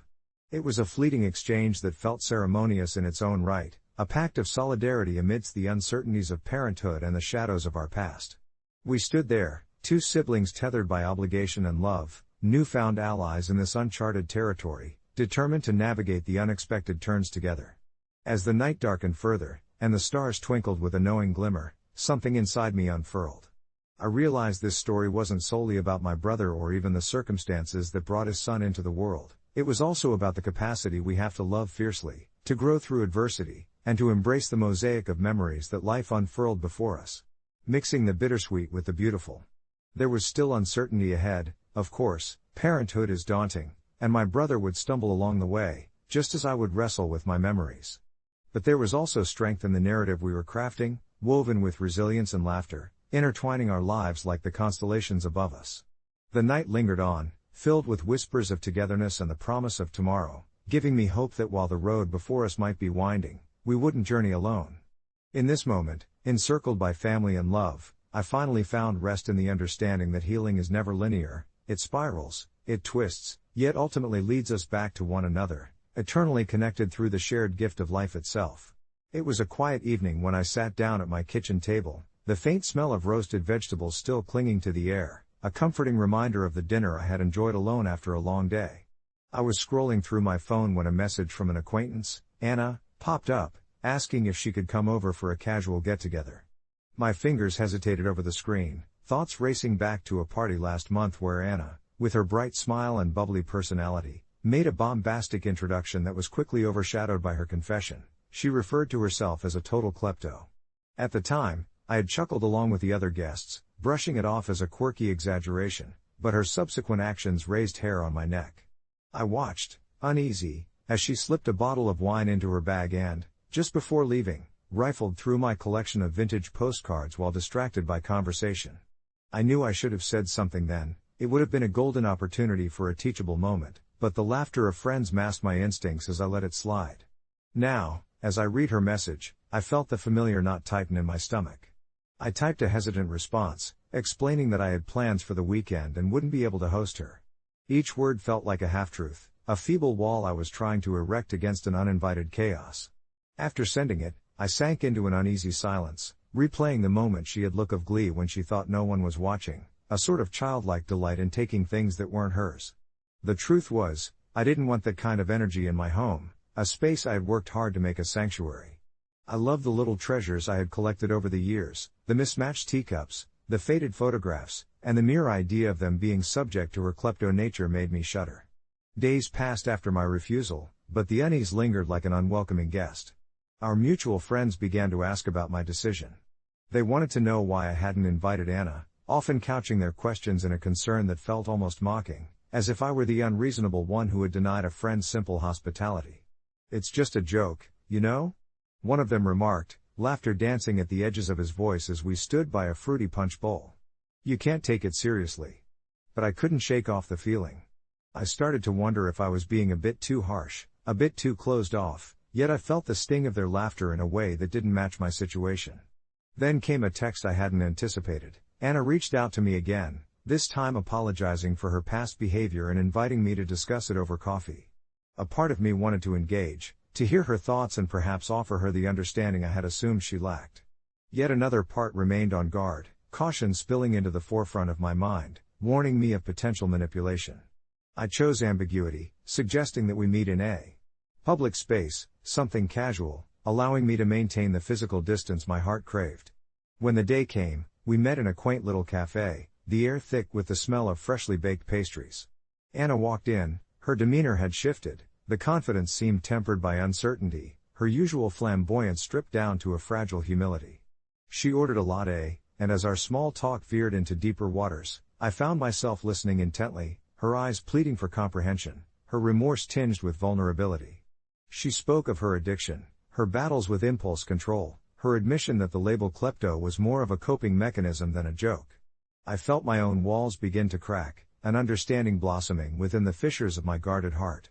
It became evident that her light-hearted banter often masked a turbulent history, a story that I hadn't anticipated digging beneath the surface. I left that meeting not with a resolution but with a renewed sense of compassion towards someone I had judged too quickly. Maybe I wasn't the asshole after all, but perhaps I was merely wrapped in the confines of my own fears. Eventually, as I navigated my way through my own thoughts, I decided to reach out again. I recorded a message for Anna, saying I'd like to try again, inviting her for a small gathering with a few close friends. It felt right, a balance of caution and empathy, a tentative step toward bridging the space I had drawn between us. Several weeks later, I would look back at that moment of choosing to create a connection rather than a rift. I realized something profound about people: we are all carrying unseeable burdens, and sometimes, understanding is the most potent remedy we can offer. Update: a few months have passed since our reconnection, and Anna has slowly proven herself to be a dear friend, one who respects my space and has taken steps toward managing her impulses. She even surprised me at my birthday party with a thoughtful, hand-picked gift from my favorite bookstore, something I never would have thought possible when the conversation first unfolded in that cafe. As it turns out, both our experiences shaped a new port of calm in the stormy seas of uncertainty. It had reminded me that sometimes the most unsettling moments can lead to the strongest of bonds. As I reflect on the months that have passed since that pivotal decision, I can't help but marvel at how far Anna and I have come. There was a time when the thought of letting her into my life again felt risky, as if I were teetering on the edge of a cliff. It was easy to envision scenarios where her past tendencies would rear their heads, leading to a cascade of mistrust and awkward moments. However, I've come to understand that letting her in required a vulnerability I hadn't expected to offer, not just to her, but to myself. With each casual meeting, be it over coffee at our favorite little cafe or an impromptu movie night at my place, I noticed the subtle shifts. In our conversations, the laughter now echoed with a reserved familiarity rather than tension and caution. Anna sincerely worked on herself, eagerly sharing her progress and the strategies she was implementing to curb her impulses. Each time she showed up with a new accomplishment or insight, my heart melted just a bit more, swelling with awe for her courage and determination to change. One evening, as we curled up on my couch with blankets piled high and an array of snacks scattered around like a makeshift feast, our laughter filled the room, mingling seamlessly with the soft glow of the lamp casting golden shadows on the walls. It felt like home in a way I had nearly forgotten, a sanctuary where two people could be honest about their flaws without fear of judgment. I remember teasing her about her initial tendency to swipe something, a fine-looking postcard or a quirky pen, when she got overly excited. She playfully rolled her eyes, recounting a story about a time she had unintentionally taken an unusual clay figurine from a friend's house, only to return it a few days later, embarrassed and ashamed. We both laughed, and it struck me how that shared moment of vulnerability forged an even stronger connection. Her self-awareness illuminated a warmth in my heart. It was during one of those cozy evenings that I proposed we visit her old neighborhood, the neighborhood she had grown up in, just to see how things had changed. To my surprise, she agreed. As we strolled through the familiar streets, Anna pointed out buildings and shops, relaying stories from her childhood that were both endearing and bittersweet. There was a sense of nostalgia that enveloped us, and I could feel a deeper understanding blooming between us as we walked under the fluttering leaves of the trees lining the sidewalks. Anna spoke vividly about her dreams and aspirations, the very ones that had often been stifled by her earlier behavior, and in that moment, I glimpsed a new layer of her, the possibility of uncharted horizons, a future reshaped by newfound accountability. But it wasn't all smooth sailing. Just last week, while I was out running errands, I received a frantic text from Anna, sharing how she had just been at a local busy store and felt drawn in by the rush of excitement, a familiar tension brewing within her. I could sense her panic through the screen as she admitted having slipped a decorative mug into her bag, her heart racing as she navigated the ethics of her actions in real time. My stomach twisted, I felt a flash of empathy mixed with fear. Part of me worried, was this my fault for encouraging her too much too quickly? Only moments passed before my phone buzzed again, and I read her message thanking me for being there. She confessed that when she reached her car, panic bubbled up inside her, urging her to overcome the old impulse, yet this time she chose differently. She pressed her palm against the mug, emerging as the person she aspired to be, her pulse steadying as she marched back inside to return it. I felt endless pride for her courage, and it served as a pivotal reminder of why I let her back into my life. Now, as I sit here reflecting on our journey, I realize how beautifully intertwined our lives have become.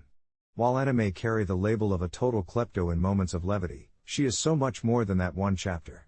She is a testament to resilience, transforming an unsettling part of her identity into a space of growth and self-awareness. And who she is now, the person she has become, inspires kindness and connection in ways I genuinely didn't believe possible. Perhaps in forging a connection based on our mutual struggles, we inadvertently carved out a bond that scaffolded our souls in the chaos of living.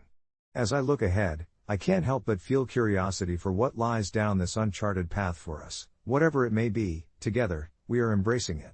As the weeks turned into months, I found myself reflecting often on that crisp autumn day when Anna sat across from me in the little cafe, her admission hanging in the air like a caustic perfume. I had braced myself for the storm that conversation could have unleashed, but instead, it had gently nudged open the door to an unexpected friendship. One chilly evening, as golden leaves swirled around outside my window, Anna and I sat curled up in my living room, a stack of books scattered between us, the soft glow of fairy lights illuminating the cozy space. We were laughing about our most recent adventure, her brave decision to swap out her usual baked goods for fruit and nuts at a local market, a small victory in her ongoing journey of self-regulation. Each jest carried the weight of our shared laughter and love, a testament to how far she had come since our initial meeting. I watched her, marveling at the way her eyes sparkled with pride at her choices, something I often found myself nurturing in her as she shared anecdotes about her past mishaps. It was strange to think that just months prior, I had been wary of her presence, needing to protect my own space from the chaos of her admitted kleptomania. Yet here we were, two souls in tandem, navigating the bumps of our own imperfections. In the quiet moments, I could feel vulnerability wrap around us like a warm blanket, stitching together the tearing seams of our uncertainties.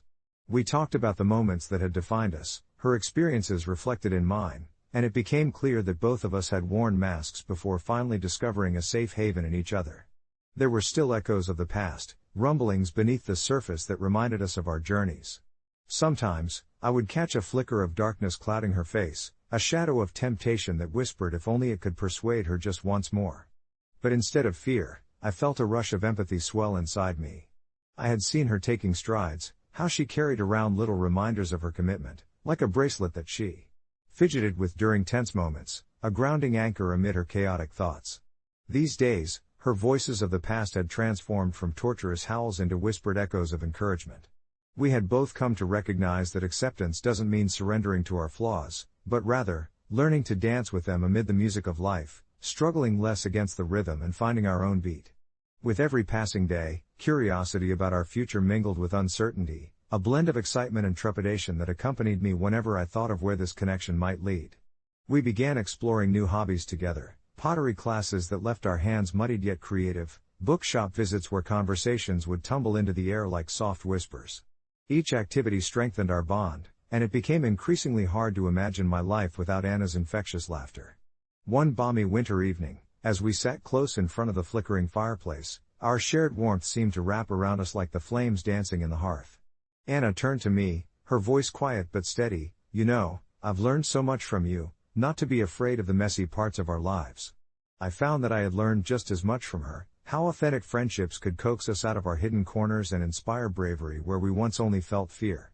It was then I realized what we were building together was not simply companionship, it felt like crafting a safe haven, a gathering point for two afraid hearts trying to rewrite their narratives. Still, as thoughts of what lay ahead lingered in the back of my mind, I understood that even within this sea of calm, the tides could shift with the slightest change. Our bond felt strong, almost etched in stone, yet challenges were part of life's intricate design, woven delicately into each sunset. As I nestled deeper into the warmth of our moments like these, I recognized that every twist in this journey would further color our story, each chapter rich with experience, growth, and perhaps an occasional storm. Yet through the tempest, I felt a newfound certainty that, no matter what, Anna and I were committed to weathering it together, brave enough to embrace whatever was waiting around the corner. The sun was dipping below the horizon as I sat on my porch, a cup of chamomile tea warming my hands and the gentle rustle of leaves filling the quiet air.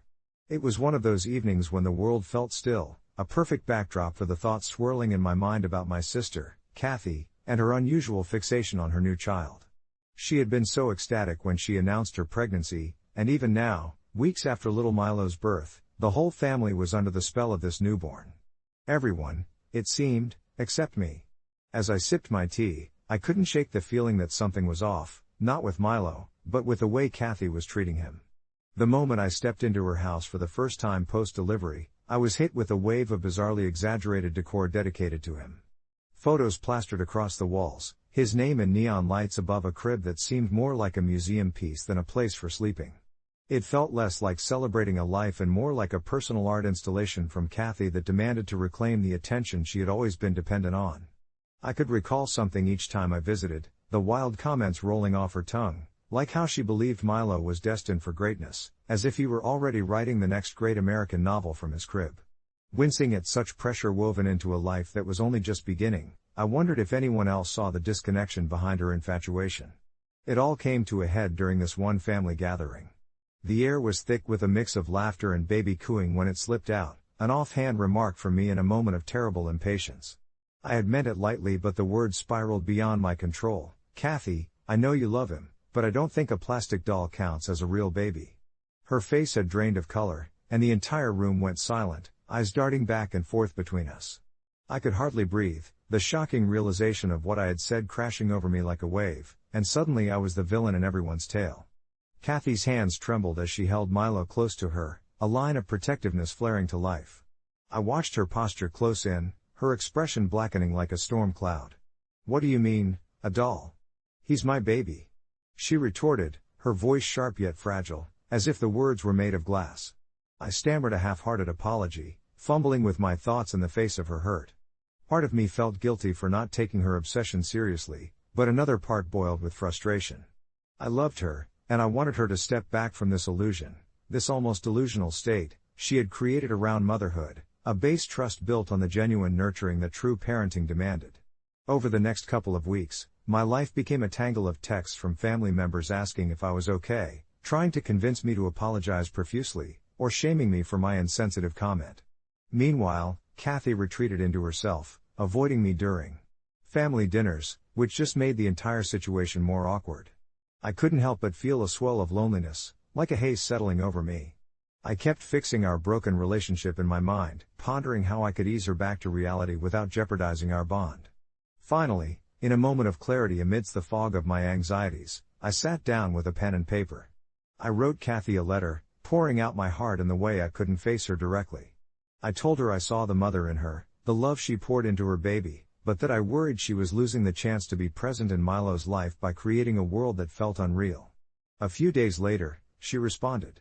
The letter was heartfelt, thick with emotion, but she'd woven in threads of defensiveness, describing how she felt so much pressure as a new mother to get everything right. I understood then that she wasn't just immersed in an illusion for my sake but for herself, a desperate attempt to claim identity in a role that felt immense and overwhelming. We met afterward at the park, the crisp air bringing fresh hope as I walked alongside her, both of us with our insecurities and tenderness laid bare. I promised to support her, to be there through the chaos and sleepless nights, and as we laughed at the ridiculousness of plastic dolls in the middle of our shared parental journey, I felt the aching distance begin to disappear, with the first baby steps toward reconciliation. "So, was I the asshole?" I asked her gently, needing to know if I had crossed a line too far.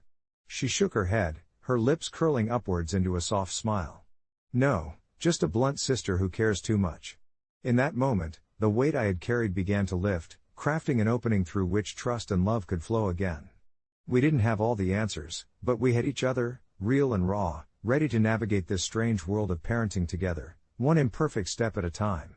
A few months later, reflecting on that night, I found that Kathy had truly embraced the chaotic journey of motherhood.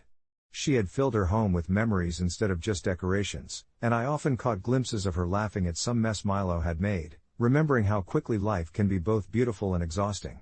It was a reminder of the deeper roots of connection, real or metaphorical, the bond that continued to thrive despite the heated moments, rendering the word asshole a distant afterthought on our shared journey of love.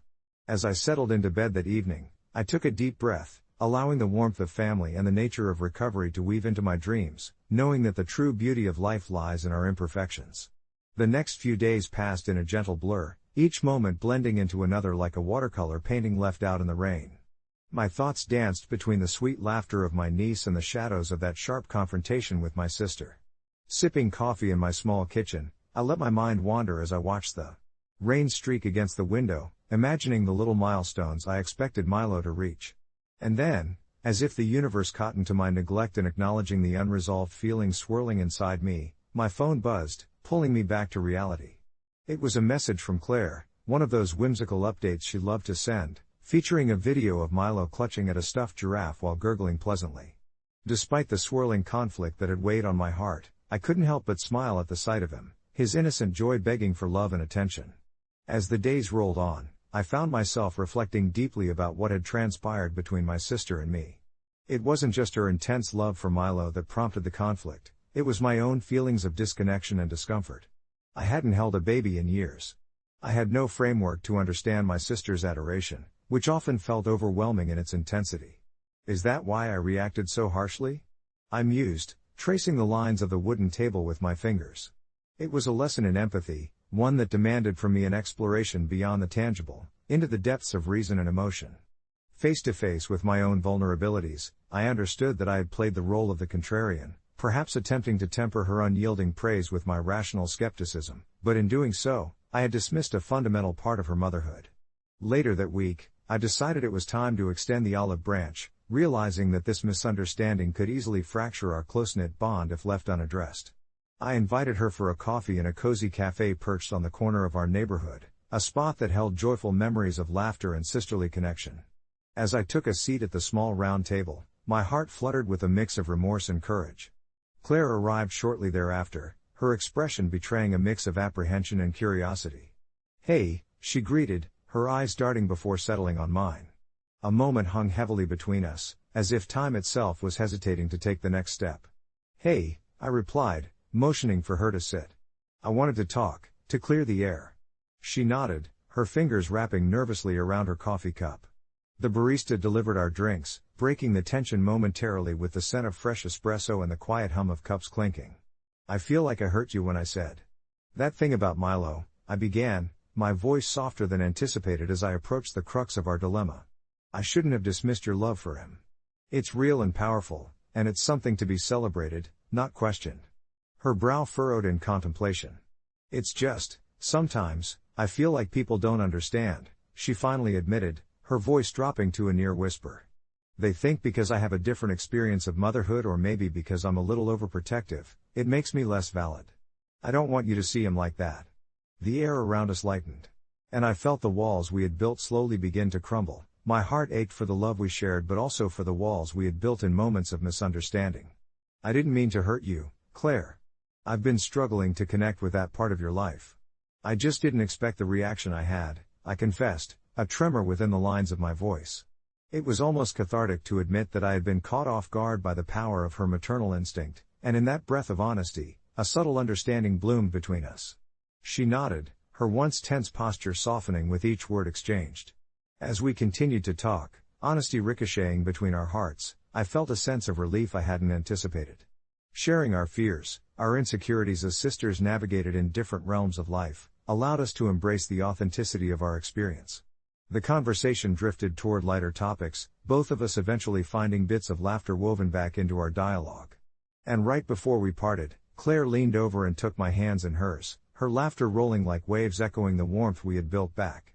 "Let's schedule a weekend together at my place? I'd love for you to spend time with Milo. I think he'll really enjoy getting to know his amazing aunt." When I returned home, the weight of conflict lifted significantly. I realized I had so much to learn, yet it was wonderful to resonate with the ongoing journey toward understanding. Through my sister's eyes, through her simplest joys, I could find connections twinkling in the small moments, an invitation to a new life cradled not just in love but also in the vulnerability of letting go of what I thought and embracing the reality of what truly is. Some days are beautiful messes, and I knew I had a part to play in coloring those experiences with her, as sisters and as a family. Over the following weeks, I remained intertwined with Claire and Milo's lives more intimately, engaging in every one of their innocent moments with increasing excitement. Eventually, as I lay down each night, I allowed myself moments to reflect on how beautifully tangled our lives had become. Each layer, each moment of honesty, formed an intricate tapestry of connection woven from love, understanding, and acceptance. In those peaceful reflections, intertwined with laughter and the echo of a new understanding, I found the kind of solace I hadn't known I was searching for. The realization dawned upon me as I drifted to sleep that maybe life's imperfections and challenges could incite the most profound connections, and it was those very bonds I'd built with my sister that reminded me of the remarkable tapestry of life we all share, even, and perhaps especially, when we don't fully understand each other. The morning sun broke through the curtains with a gentle glow, nudging me awake to another day intertwined with the realities of sisterhood and the enigmatic world of parenthood. As I rose from my slumber, the aroma of freshly brewed coffee wafted through the air, beckoning me towards the kitchen where Emma busied herself, cradling Milo with one arm while stirring a pot of oatmeal with the other. The sight was almost cinematic, a perfect blend of chaos and tenderness that defined her new life. I couldn't help but smile, but a familiar twinge of guilt laced my thoughts. The previous day's confrontation hung in the air like an uncomfortable breeze, and I knew we hadn't fully wrapped up our discussion about what it meant to be a mother in her eyes versus mine. Over breakfast, our conversation flowed effortlessly at first, light-hearted remarks exchanged amid spoonfuls of oatmeal and the sporadic gurgle of Milo. But as Emma shared her latest parenting triumphs and trials, I could feel the unsaid words lingering between us, creating an important, yet unspoken, tension. Just as the atmosphere turned fragile, I watched her face transform, suddenly reflecting the worry I had seen only moments before in her laughter. "Do you really believe Milo isn't a real baby?" she asked, her voice hanging between vulnerability and defiance. My heart sank. I had never intended to undermine her journey, but the truth I spoke felt so distant from the love she poured into him. "It's not that he isn't real," I stammered, trying to tread carefully. "It's more about how we perceive these relationships. Your love for him is immeasurable, but I worry about how these expectations affect you." Her brow furrowed, and I could see the storm of emotions brewing just behind her eyes. "You think I'm playing house?" she hissed, each word a sharp shard. I could feel the ground beneath me shifting, my own heart racing as fear knotted my stomach. It was difficult to see my sister hurt, and the distance between our perspectives only widened in that moment. "No, Emma, that's not what I meant at all." My voice softened, the urgency to mend the rift propelling me forward. "I want to celebrate your bond. I see how much you love him, but I also want to make sure you don't find yourself lost in this identity." She shook her head, tears brimming in her eyes. "How can I be lost when I spent years dreaming of moments like these? How can you think I wouldn't know what's real?" There it was, the core of her pain, the feeling of not being understood, not being seen in the half-light of doubt I had cast over her life. I felt a wave of emotion crash over me as I searched for the right words to bridge the chasm. "I'm sorry," I whispered, feeling the sincerity of my apology wash over my words. "I'm afraid of what happens when the novelty fades and how it might feel to confront the reality of parenting. I just want to make sure you're okay." Her silence spoke volumes, a mixture of resentment, understanding, and perhaps a trace of compassion for my misplaced fear. We remained suspended in that moment until slowly, like the dawn creeping through the night, she exhaled deeply. "I appreciate your concern, but I wish you could trust me more. I'm deep in this, and it's beautiful, even if it's messy." Those words etched themselves on my heart, each syllable a reminder of the need for trust amidst uncertainty. With that, the tension began melting away as if the morning sunlight was burning through our darkness. We spent the rest of the day navigating shared moments together, plays with Milo transforming into laughter-filled bursts of joy, the kind only siblings can ignite in each other. As the hours passed, with each silly face made and every coup exchanged, I let go of the need to be right and allowed space for Emma to lead. When evening fell, and the amber dusk settled lazily outside the windows, we curled onto the couch, each cradling Milo, their hearts synchronized in a new rhythm of understanding. I held my breath as she began to sing softly, tapping into that innate bond that tied us together, unearthing things that transcended mere words. I felt a sense of clarity wash over me, reassuring me that the journey we were on was uniquely ours, regardless of how we perceived it.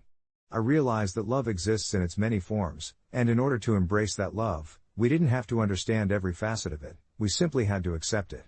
That night, as I drifted into sleep once more, I felt a deep sense of peace, a profound connection to my sister fortified by our shared vulnerabilities.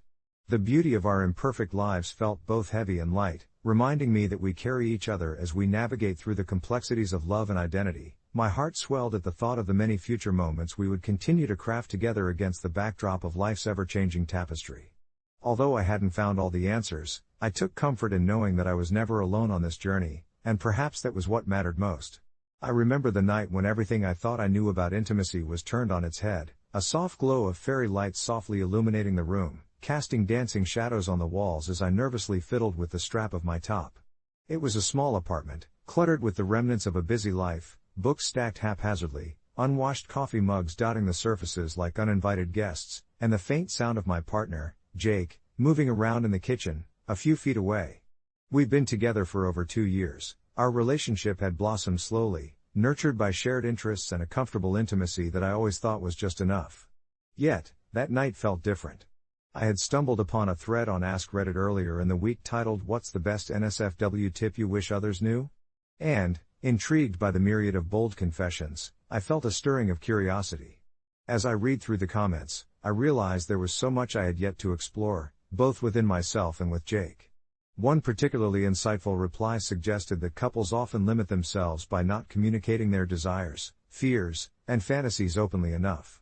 That thought lingered with me as Jake walked into the living room, a gentle smile on his face, unaware of the internal storm brewing inside me. "Hey, you okay?" he asked, his brow furrowed slightly with concern. That question hung between us, heavy with unspoken words. The minutes stretched as we made small talk about our days, but I could feel an invisible barrier between us, a wisp of hesitation that I needed to break through. Seizing the moment, I took a deep breath, my heart racing as I ventured into the conversation I had long avoided. "What do you think about trying something new?" I said, my voice almost a whisper, the words tumbling out before I could take them back. Jake raised an eyebrow, his interest piqued. "New, like?" He prodded gently, a hint of excitement mingling with uncertainty. So, I took the plunge, sharing snippets of what I had read, my cheeks flushing as I laid bare my thoughts on desires I had tucked away, painting a picture of openness and exploration. To my relief, he listened, absorbed in what I said, his expression morphing from confusion to intrigue. What started as an awkward conversation soon flowed into a deeper discussion filled with laughter, vulnerability, and the sweet release of unburdening myself of my hidden wishes. As the night unfolded, we delved into our fantasies, each confession easing the tension between us as we discovered overlapping interests. One of us would share a thought, a dream of escapades just outside the realm of our everyday life, and the other would respond with enthusiasm, eager to explore these new waters together. Through this sharing, I noticed a shift, not just in our dialogue but in how I felt about our relationship. The electricity in the air seemed tangible, the space between us charged with possibility. But I did feel a shadow lurking in the recesses of my mind, the weight of societal expectations whispering doubts that perhaps we were overstepping, or worse, were we risking our comfortable bond for something ultimately unattainable? It was all a little frightening, yet exhilarating at the same time, a tango of emotions I hadn't anticipated. We eventually decided to act on one of my more adventurous suggestions, planning our first outing into an upscale adult store known for its open-minded staff and welcoming atmosphere. I was a bundle of nerves, unsure if we were stepping too far outside our usual groove. That Sunday afternoon, we entered the store hand in hand, a small thrill coursing through me as I noticed fellow couples exploring aisles, laughing over novelty items, and exchanging knowing glances, their comfort sparking a fire of liberation within me. Jake and I navigated the store, exploring various sections from sensual lotions to intriguing toys. To my surprise, our playful banter began to flourish between the seemingly mundane decisions of what to try or what to leave behind. As we picked up a few items that piqued our interest, there was an unspoken understanding that we were embarking on a journey together, not just exploring products but unearthing uncharted territories of our relationship, each item a step into deeper intimacy. As we left the store, our hands intertwined and our hearts aligned, I felt a warmth radiating from within, an affirmation that not only had we taken a literal step toward expanding our physical connection, but we had also broadened the emotional landscape of our partnership. The tips I had discovered were more than just recommendations, they had opened a portal to authenticity, revealing a freedom that was ours for the taking. From that day forward, we made it a habit to communicate openly about our desires, exploring new facets of intimacy without the fear of judgment. Our relationship deepened in ways we hadn't imagined, bonded by the courage to share even our most vulnerable thoughts. In reflection, I think what began as a simple Reddit thread expanded into something profound, our desire to connect, challenge boundaries, and grow together. Sometimes I look back on that night and realize how significant it was to confront insecurities and be brave enough to ask, what if? It was a lesson in trust, revealing a world where love thrives on understanding and exploration. A note of caution, though, as exhilarating as it was also essential to ensure that both Jake and I felt comfortable throughout this journey, emphasizing consent and check-ins, learning together at our own pace. I now understand that intimacy is a shared adventure, marked not just by the physical but by the emotional landscape we navigate side by side. And to anyone reading this, I say embrace communication. It could be the best NSFW tip you might ever receive. If you're interested, here's a little update. A few months have passed since that pivotal day, and we now schedule regular sessions to discuss what we want to explore, both inside and outside the bedroom. It's like an open book, each chapter revealing something new about ourselves we didn't know existed. There's a certain peace in knowing that we are on this journey together, continuously writing our story, one daring adventure at a time. Every day, I am reminded that intimacy is not just about the act, but rather the connection and openness that fuels it, and I wouldn't have it any other way. Sitting here in the dim light of the living room, I can hear the faint hum of the refrigerator mingling with the sounds of the outside world, distant laughter from neighbors, the soft rustle of leaves in the night breeze. It's peaceful, as if the universe is giving us a moment to breathe and reflect on all the changes that have unfurled since our profound revelation. What started as an awkward admission of desires has blossomed into this beautiful exploration of intimacy. My partner and I have discovered that the more we share our thoughts, fears, and fantasies, the closer we become. I used to think intimacy was a binary concept, a straightforward equation of bodies meeting, but as we've peeled back layers of ourselves, I now see it as an endless spectrum filled with nuances and textures. It's almost amusing to think about how naive I once was, operating under the belief that communication was secondary to the act itself, and yet, here I am, realizing that it's the very foundation of everything we've built together. We've established a weekly ritual of sorts, where we sit across from each other, sipping tea while delving into what sparks joy, curiosity, and even fear in our relationship. It's in those quiet conversations where I feel the weight of my heart begin to lift, as we dare to voice not only what we want but what we might want to explore. One evening sticks out in particular, a night marked by vulnerability. We had just come home after seeing an eclectic art exhibit that showcased intimate imagery and personal stories. The mere act of sharing the experience had ignited a discussion about our own narratives, and as I glanced at my partner, their eyes glimmering with shared excitement, I felt a surge of courage. What if we tried role-playing? I blurted out, a grin breaking across my face despite the flutter of nerves in my stomach. To my surprise, my proposal was met with a warm, welcoming smile, and in that moment, I knew we were embarking on yet another chapter. We spent the next week planning out characters and scenarios, giggling at the absurdity of it all while secretly indulging in the thrill of what lay ahead. And so, the night arrived. We had transformed our living room into a makeshift stage, complete with dim lighting, soft music, and props derived from random corners of our home. As we stepped into our roles, I found laughter blending seamlessly with anticipation, blurring the lines between performance and genuine connection.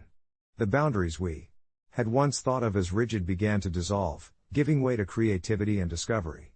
I felt liberated, comfortable donning a role that allowed me to explore facets of my personality I'd tucked away.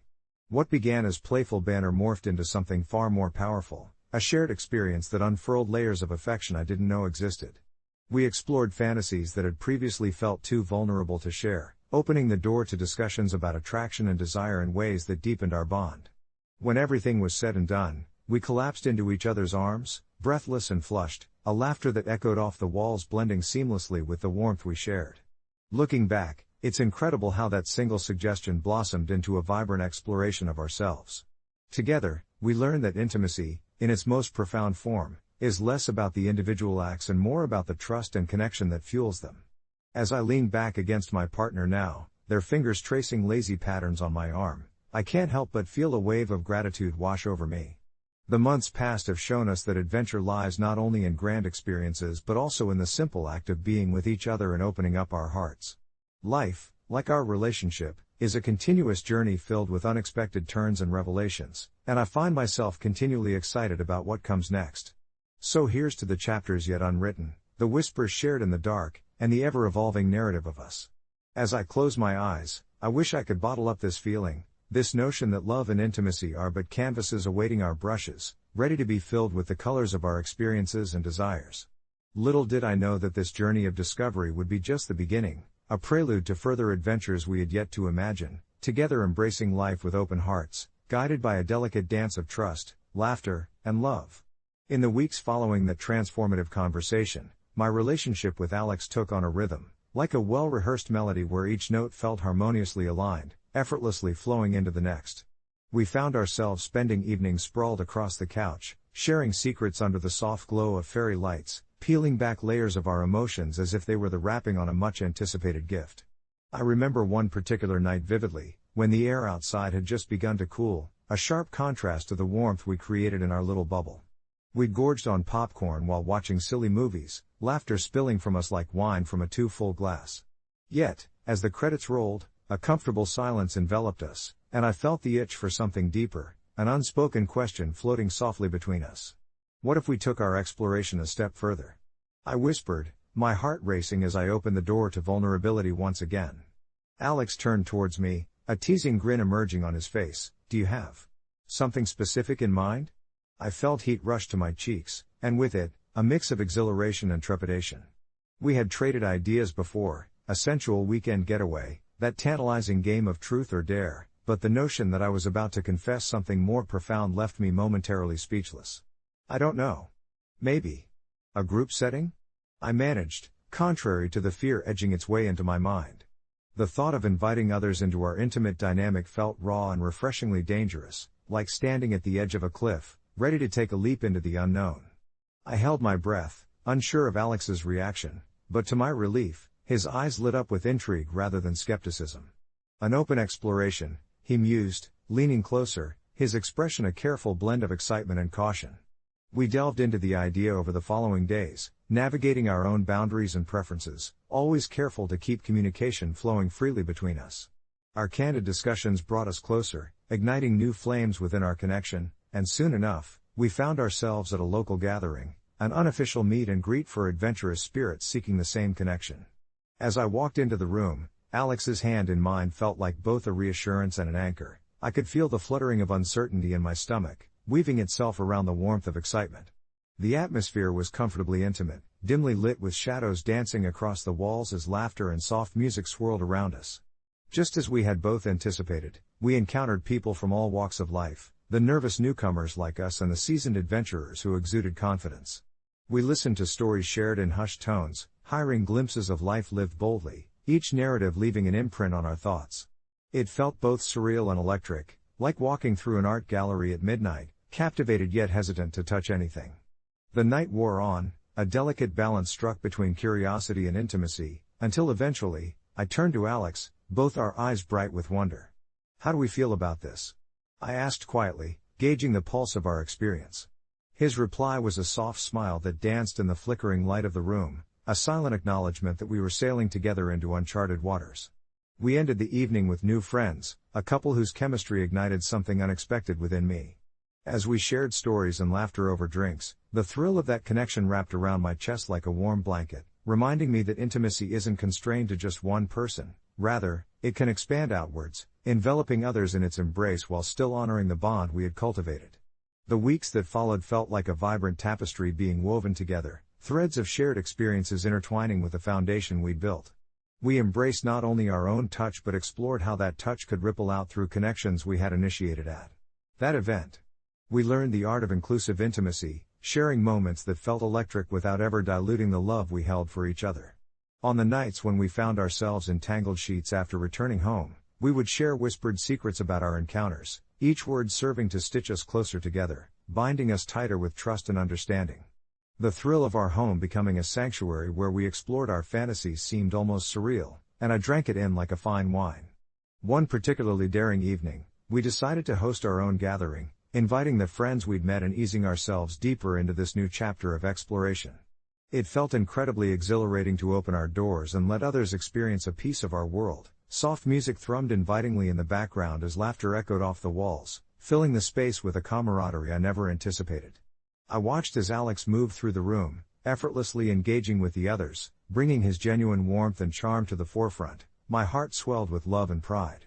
Yet, amidst the laughter and connection, an unexpected moment arose. I found myself sharing a playful conversation with one of the guests, an intriguing individual who came alive in the night's energy.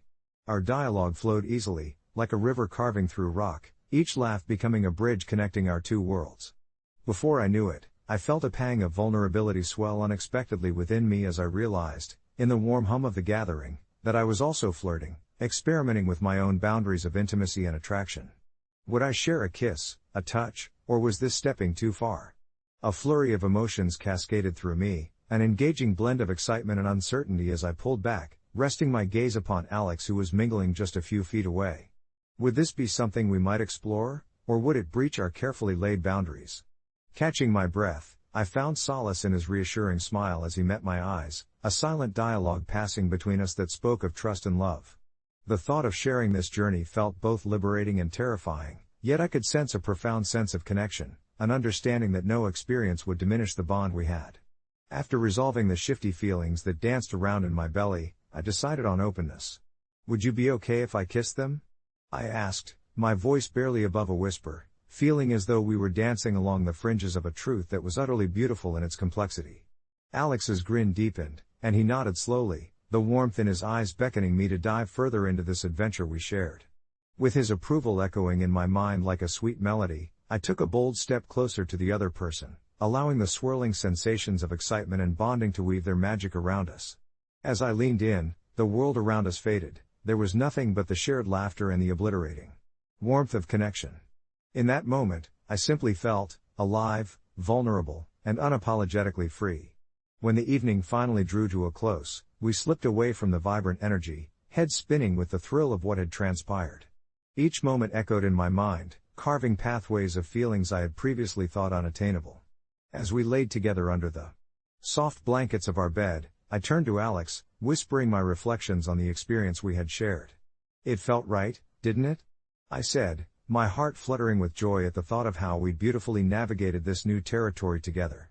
It truly did, he replied, his eyes shimmering with understanding, because we faced it all, side by side. We fell into a comfortable silence, the night wrapping around us like a soft cocoon, knowing then that our journey was only just beginning. The chapter we had penned had opened us up to the infinite possibilities lying ahead. As I let sleep wrap its gentle embrace around me, I looked forward to every unwritten page. There would be more laughter, exploration, and discovery waiting for us, painting our lives in colors we hadn't yet imagined, reminding us that love and intimacy come in endless forms, secretly inviting us to embrace the beauty in each journey we share. I thought family dinners were supposed to be a happy time, a sanctuary where laughter echoed against the walls and stories were shared over hearty meals. But for us, those evenings had morphed into something altogether different, shadows lurking at the edges of our conversations, wrapping our interactions in unspoken tension. My name is Clara, and I've been married to Tom for 6 years. We have a 5-year-old daughter named Ruby, and while I consider ourselves a loving family, it has become impossible to ignore the growing chasm between Tom's parenting style and my own. I often found myself biting my tongue as I watched him joke with Ruby, unraveling crucial lessons about respect and boundaries into playful exchanges that sometimes skirted a little too close to mockery for my liking. I remember feeling that knot in my stomach every time I saw Tom dismiss her feelings, like the time she fell off her new bike and cried, only for him to ruffle her hair, laughing, saying she was being drama queen. It was that laughter that made me feel like I was caught in some kind of silent storm. Did he really believe it was all a joke? Surely, parenting requires more than a punchline. After months of internal wrestling, trying to bridge our views, I decided, after a particularly difficult week where it felt like every interaction we had ignited a small brushfire between us, that it was time to have an intervention, but one that wouldn't involve an audience. My plan was simple: gather a few close family members who shared my concerns and sit Tom down. The day of the intervention, my heart raced. We hosted the dinner in our cozy living room, filled with the familiar scent of my grandmother's lasagna wafting through the air, an ambrosial comfort I hoped would alleviate the tension. I watched him as he entered, a radiant smile on his face and an easy banter with Ruby. For a fleeting moment, I almost doubted my decision. How would he react to these loved ones sitting there, ominously quiet, gauging his every word? The evening began with laughter and light fare. But I could sense the shift when I introduced the topic with tentatively kind words about how much we all loved Ruby and wanted the best for her. Tom's smile flickered. I was met with a defensive posture, and soon, my family felt the air change as they echoed my concerns. Tom, we've all noticed that sometimes you just brush off her feelings. Each word felt like a landed blow, and I could see his expression shifting from taken aback to outright hurt. As voices intensified, I could feel the thick cloud of resentment settling between us, swirling in my gut. I'd never meant for it to feel like an attack. It should have felt like a caring moment, but watching Tom's eyes narrow, his lips tighten, I wished I could erase the entire evening. What had I done? The room grew quiet, the sound of my own heart pounding dangerously loud in my ears. I could see Tom blinking back something, anger, sadness, or perhaps confusion. He stood up abruptly, his chair scraping against the wooden floor like nails on a chalkboard, and headed out to the patio. I followed, a mix of dread and regret crashing over me. Was I being an asshole? I asked, my voice trembling slightly. He stood against the railing, the moonlight casting a soft glow on his profile. I just want to be a fun dad, Clara, he said, his tone flat but revealing a deeper vulnerability. I didn't know there was a right way to parent. With that, I plunged into an honest dialogue instead of confrontation, revealing my fears of Ruby growing up leniently, of becoming someone who couldn't respect boundaries. As the night unfurled, we both found ourselves sharing more than just grievances. We uncovered fears, doubts we'd both carried throughout our marriage. I think it was then that a shift occurred, allowing us to reach homemade understandings of what it meant to raise our little girl. By the time midnight rolled around and the stars twinkled like distant lanterns overhead, we had come to an agreement. Tom promised to be more mindful of Ruby's feelings, while I vowed to ensure my approach balanced firmness and compassion. There were tears, hugs, and an ache that transformed into quiet laughter, dispelling the earlier tension. Weeks later, we saw noticeable change, not just in Tom's interactions with Ruby, but in how we communicated overall. It wasn't perfect and won't ever be, but now we could openly discuss boundaries, emotions, and even the occasional disagreement, something I'd craved since the beginning. I remember laying in bed that night, watching Tom lose himself in his dreams, not having resolved everything but feeling as if the weight of our misunderstanding had shifted, loosening its grip. It was a step forward, and though we still navigated the stormy seas of parenthood, the conversation gave me hope. As I write this, narrating the poignant moments that brought us closer, I can't help but wonder how many couples sit with their own trepidations beneath familiar stars, all needing just a little intervention of their own to make love thrive amid the chaos. Yet, despite the tentative peace we found in the quiet of our shared space, the feeling of unresolved tension never truly faded, resting just beneath the surface of our conversations. In the days that followed, I could sense the fragility of our relationship. It was like walking on a tightrope stretched high above the chaos of life, our very balance teetering on the edge of unspoken words. I started to find comfort in the routine of our days, the morning rituals of coffee brewing, the sweet scent of pancakes sizzling on a Sunday morning, the soft laughter of our kids echoing through the house while Tom and I exchanged fleeting glances, each one heavy with unarticulated thoughts. Some nights, after the kids drifted off to sleep, I would lay awake, staring at the ceiling, wondering if what we had done was sufficient. Had we truly bridged the gap that had grown between us? Or were we merely placing a bandage over a wound that had yet to heal? Then came the day I found myself sitting in a small coffee shop, fingers wrapped around a warm mug, staring at my phone as I scrolled through a thread on r/AITA about a woman who had confronted her partner about their parenting. I hadn't planned on reading it, I just needed something to occupy my mind while I waited for a friend. But as the words unfolded on the screen, each confession, each struggle resonated deep within me. The comments decried her actions, some labeling her an asshole for creating unnecessary conflict. Others championed her courage, arguing that sometimes the hard conversations needed to happen to invoke change. I closed my eyes and imagined the context, bodies tense with unspoken frustration, a family dinner morphed into a culinary battlefield, emotions laid bare like tender flesh on display. I couldn't shake the feeling that this was a real portrayal of what I had experienced, a realization that I wasn't alone in my thoughts, that perhaps I had inadvertently become a part of something larger. Arriving home later that day, armed with new perspectives but still clinging to the husk of my previous fears, I found Tom in the living room, a symphony of plastic toys littering the floor, the kids' laughter filling every corner. I felt a surge of gratitude for those moments, yet apprehension clawed at me from the inside, whispering that our home was both a sanctuary and a battleground. As we settled in for dinner, I picked my words carefully, wanting to engage but withholding a little out of compassion for both of us. I asked Tom how he felt about the kids' evolving behaviors, whether he noticed any shifts in their interactions. His brows furrowed as he chased a piece of broccoli around his plate, a clear sign of internal reflection. "Sometimes, I worry I'm not doing enough," he admitted, the weight of his vulnerability striking a chord in me. "I know the kids are learning from us, but what if I'm just showing them all the wrong things?" As I watched him struggle, my heart ached at the vivid realization of his fears mirroring my own. And just like that, what began as a conversation about our children morphed into us slowly unpacking the expectations we had of each other as partners and as parents, the insecurities revealing themselves line by line. By the end of the meal, we were leaning closer, sharing laughter punctuated with confessions of self-doubt. It felt exhilarating, as if the heaviness of our situation had transformed into something lighter, a buoyancy infused into the atmosphere of our home. Several days later, we found ourselves sitting at the edge of our bed, the dim light of the nightstand casting a warm glow around us as I carefully broached the subject of another intervention of sorts, one that could involve family, a potential gathering of our in-laws and nearest friends to discuss parental roles in a supportive circle. Tom was hesitant at first, reflecting on the past dismissals and misunderstandings we had both endured, but our children's chaotic tendencies soon became the deciding factor. "I don't want to keep pretending we have it all figured out," he agreed softly, the resolve growing between us. "If it helps us, and them, to talk through this, then let's do it." So we did.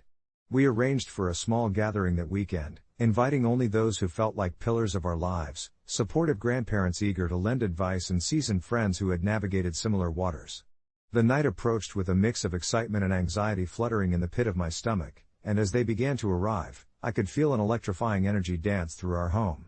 In the warm embrace of friendly faces, we shared stories filled with laughter and also moments filled with stark reality, unveiling vulnerabilities as a collective group. Conversations laced with compassion drew forth advice, sparking lively discussions that felt refreshing and raw. I discovered that most of us were grappling with the same trials, the weight of expectations sometimes feeling like a heavy cloak we wore unwillingly.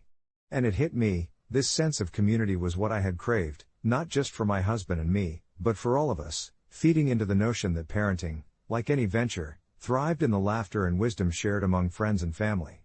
As the night lingered on, we encircled one another in a way that transformed the situation from an intervention into a celebration of unity. Toasts and cheers echoed through the night as our children fell asleep, the gentle hum of laughter wrapping around them like a lullaby. And as the evening wound down, Tom and I found ourselves seated on the porch under a sprawling moon, the kind of night that felt expansive and eternal. We reflected on the beauty of the conversations and the progress we had made, not just within ourselves but as a couple willing to face the tumult of parenting hand in hand. Now, as I sit here sharing this journey, I reflect on how our night of vulnerability turned into newfound strength. The intervention had morphed into an act of love, revealing that within the chaos of life and the challenges of parenting, our love could still bloom amid all the uncertainty. We may not have it all figured out, but we no longer bore the responsibility of figuring it out alone. As the days turned into weeks, I could feel the fabric of our family life begin to knit itself back together.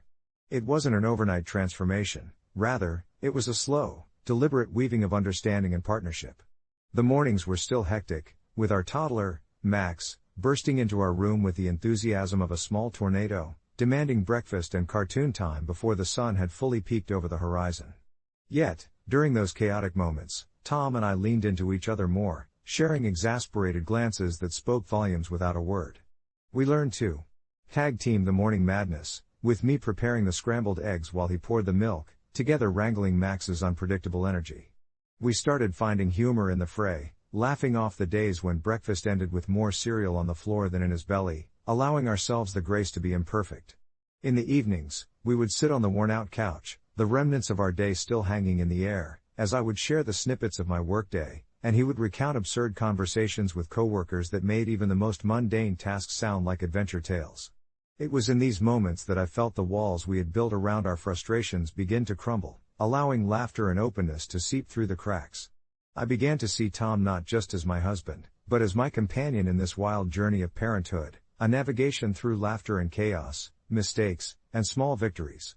One Saturday, with the sun warming the world outside, we planned a family outing to the local park, our first trip where we both felt equipped to handle Max's energetic bursts together. Tom and I held hands on the way, a small symbol of our resolve amidst the complexities. We shared the simple joy of watching Max run unabashedly toward the playground, his laughter echoing against the lush backdrop of summer.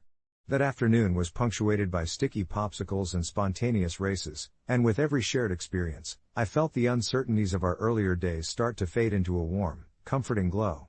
As the sun dipped lower, painting the sky with streaks of orange and purple, I turned to Tom, who was grinning as he swung Max into the air. It struck me then that our intervention had not only unveiled the cracks in our communication, it had also ignited a deeper understanding of what we could accomplish as a team. It was about pride, shedding the notion that we had to bear our struggles silently, and embracing the messy, beautiful experience of parenthood together.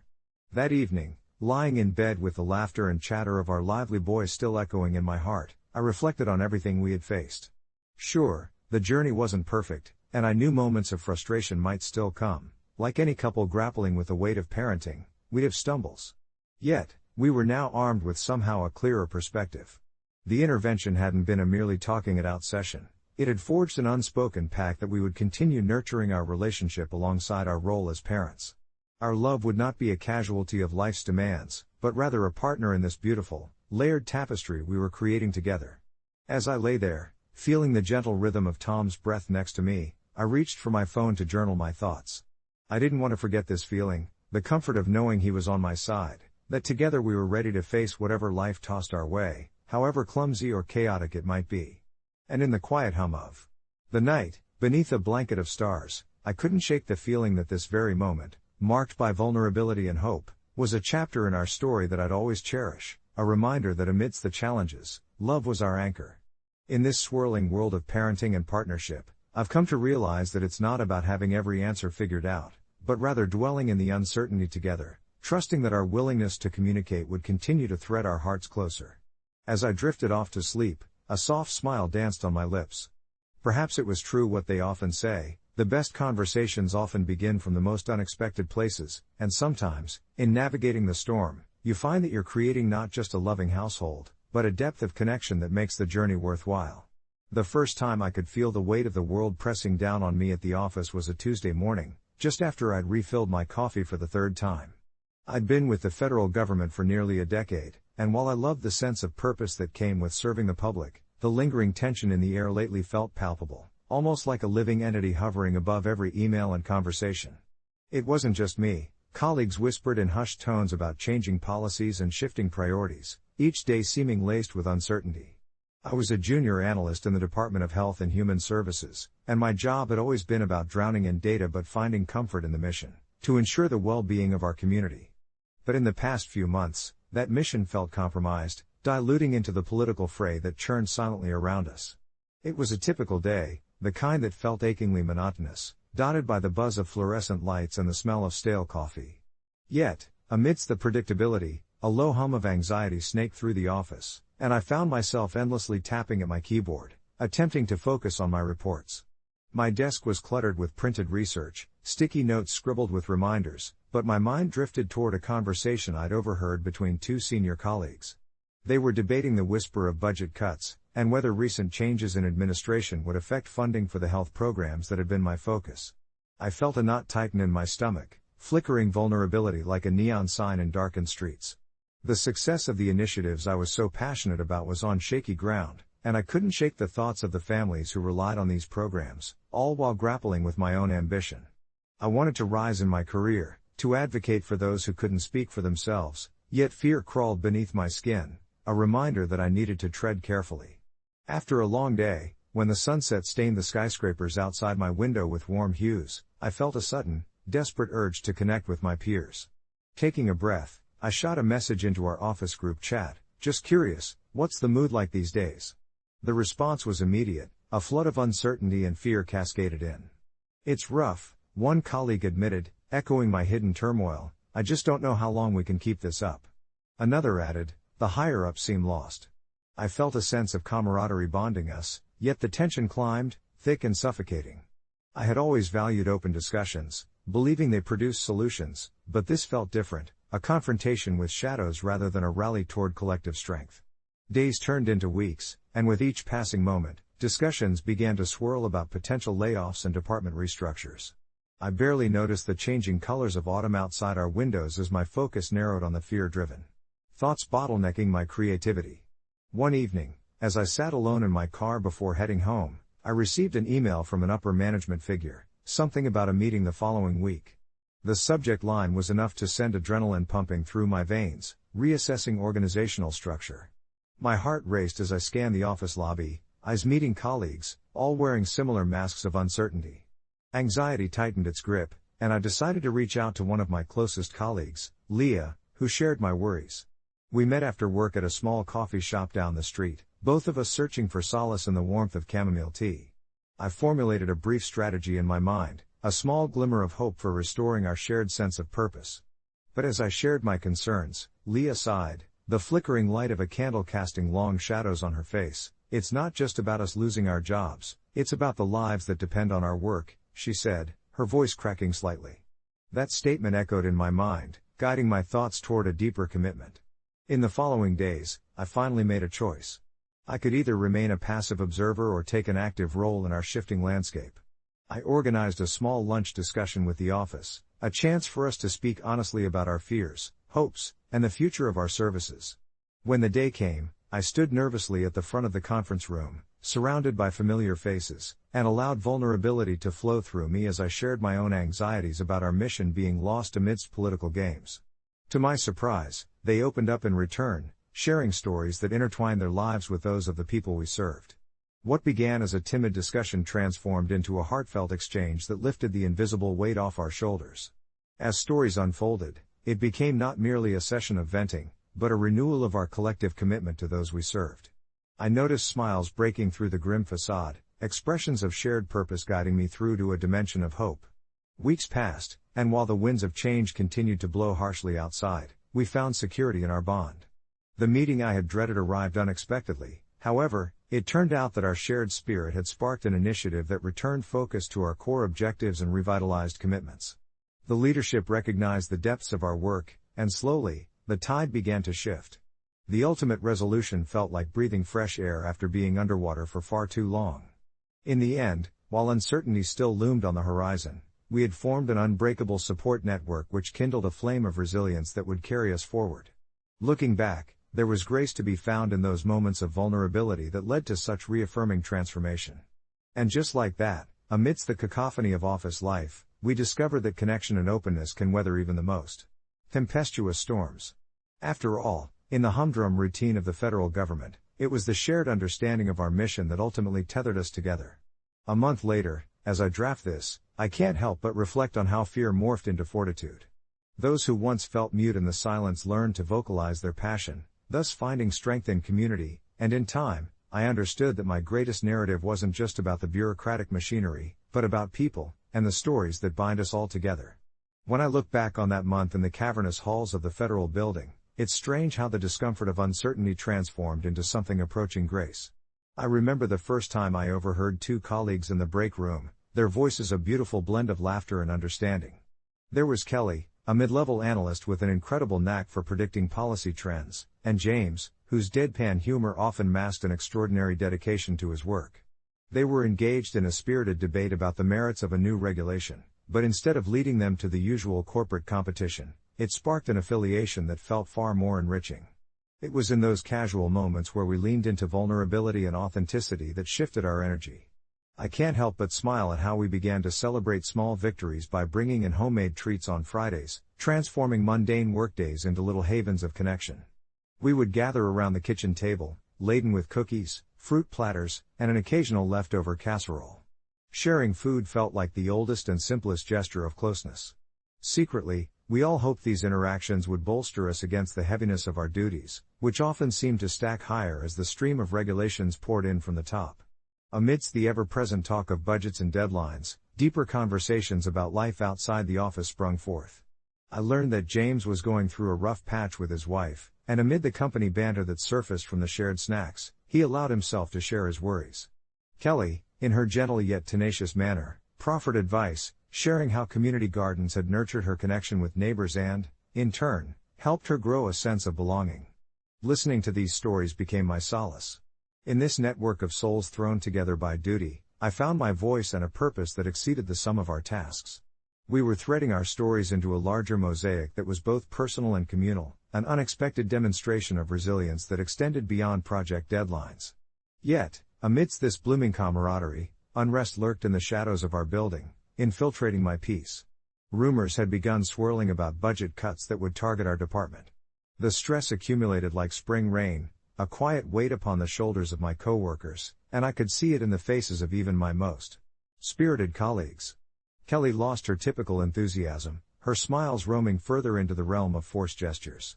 I could sense the hive mind forming again, the collective fear that, like a rising tide, would wash over the connections we had spent weeks nurturing. During one of those moments, after the customary Friday snack session, I gathered the courage to speak up. What if we, as a team, host an informal meeting to air our thoughts? To strategize how we can articulate our worth to the higher-ups? Silence wrapped around us for a heartbeat before the murmur of agreement started to build.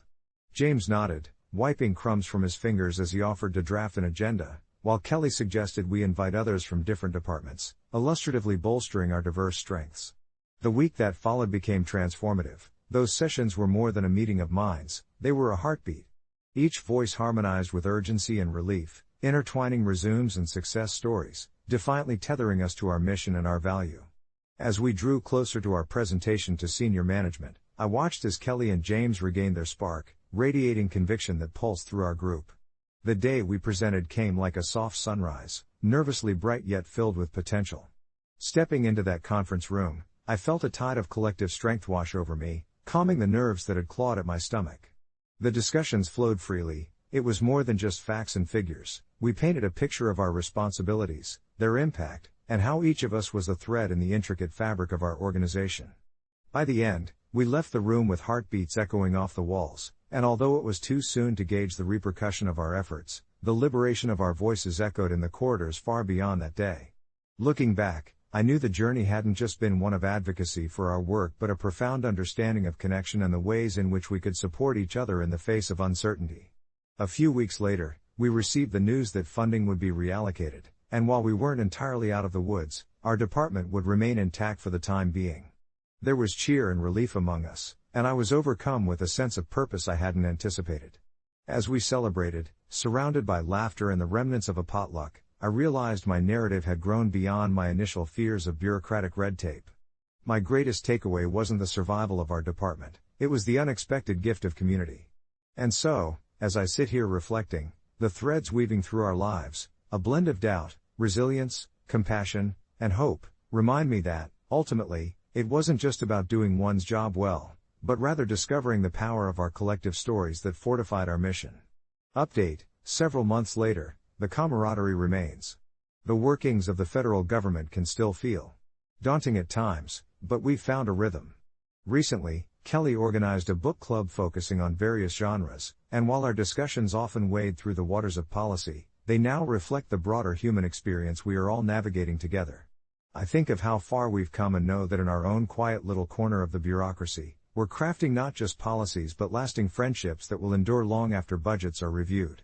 And in that, I find comfort, always looking forward to the stories yet to be told. In this newfound camaraderie, each gathering became a gentle reminder that the monotony of government life could blossom into something more profound and rich. Our book club meetings transformed from mandatory coffee breaks into indulgent explorations of literature and philosophy, with everyone silently celebrating their chance to share and engage in a sanctuary that was far removed from metrics, deadlines, and surveillance.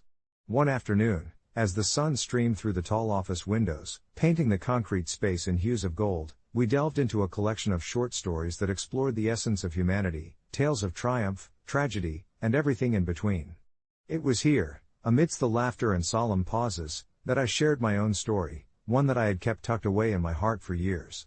I spoke of my arrival in Washington, D.C., a young idealist fresh out of college, bloom stunted by the stark realization that reality was less about the uplifting calls for change I had imagined and more about routing paperwork and navigating through labyrinthine regulations. The room fell silent as I described the day I sat in my office, staring at a stack of files that felt like a mountain, discouraging me from moving forward. I shared the moment when I had considered walking away, feeling invisible in a sea of formality, only to encounter an older colleague, Mr. Henderson, who would change my perspective forever. Those words ignited something within our group, a realization that we were all merely figures in a vast sea, collectively struggling to keep our heads above water. And then, as if stirred by an unseen current, others began to share their own fears and aspirations, the young intern working late-night shifts while juggling classes, the single mother striving for stability, the long-time employee fighting to keep optimism alive in a world that felt all too often heavy with cynicism. Each voice was distinct yet harmonized into a beautiful cacophony of vulnerability, weaving threads of connection between us. It struck me then how our small gathering, initially viewed as just another obligation, had become a tapestry of shared experiences, stitched together by empathy and understanding. Weeks turned into months, and each meeting deepened our bond, eclipsing the original intent of simply escaping the office grind.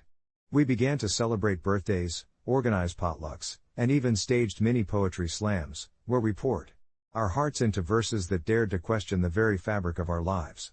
In those moments, the warp and weft of our daily government duties became laden with the richness of humanity.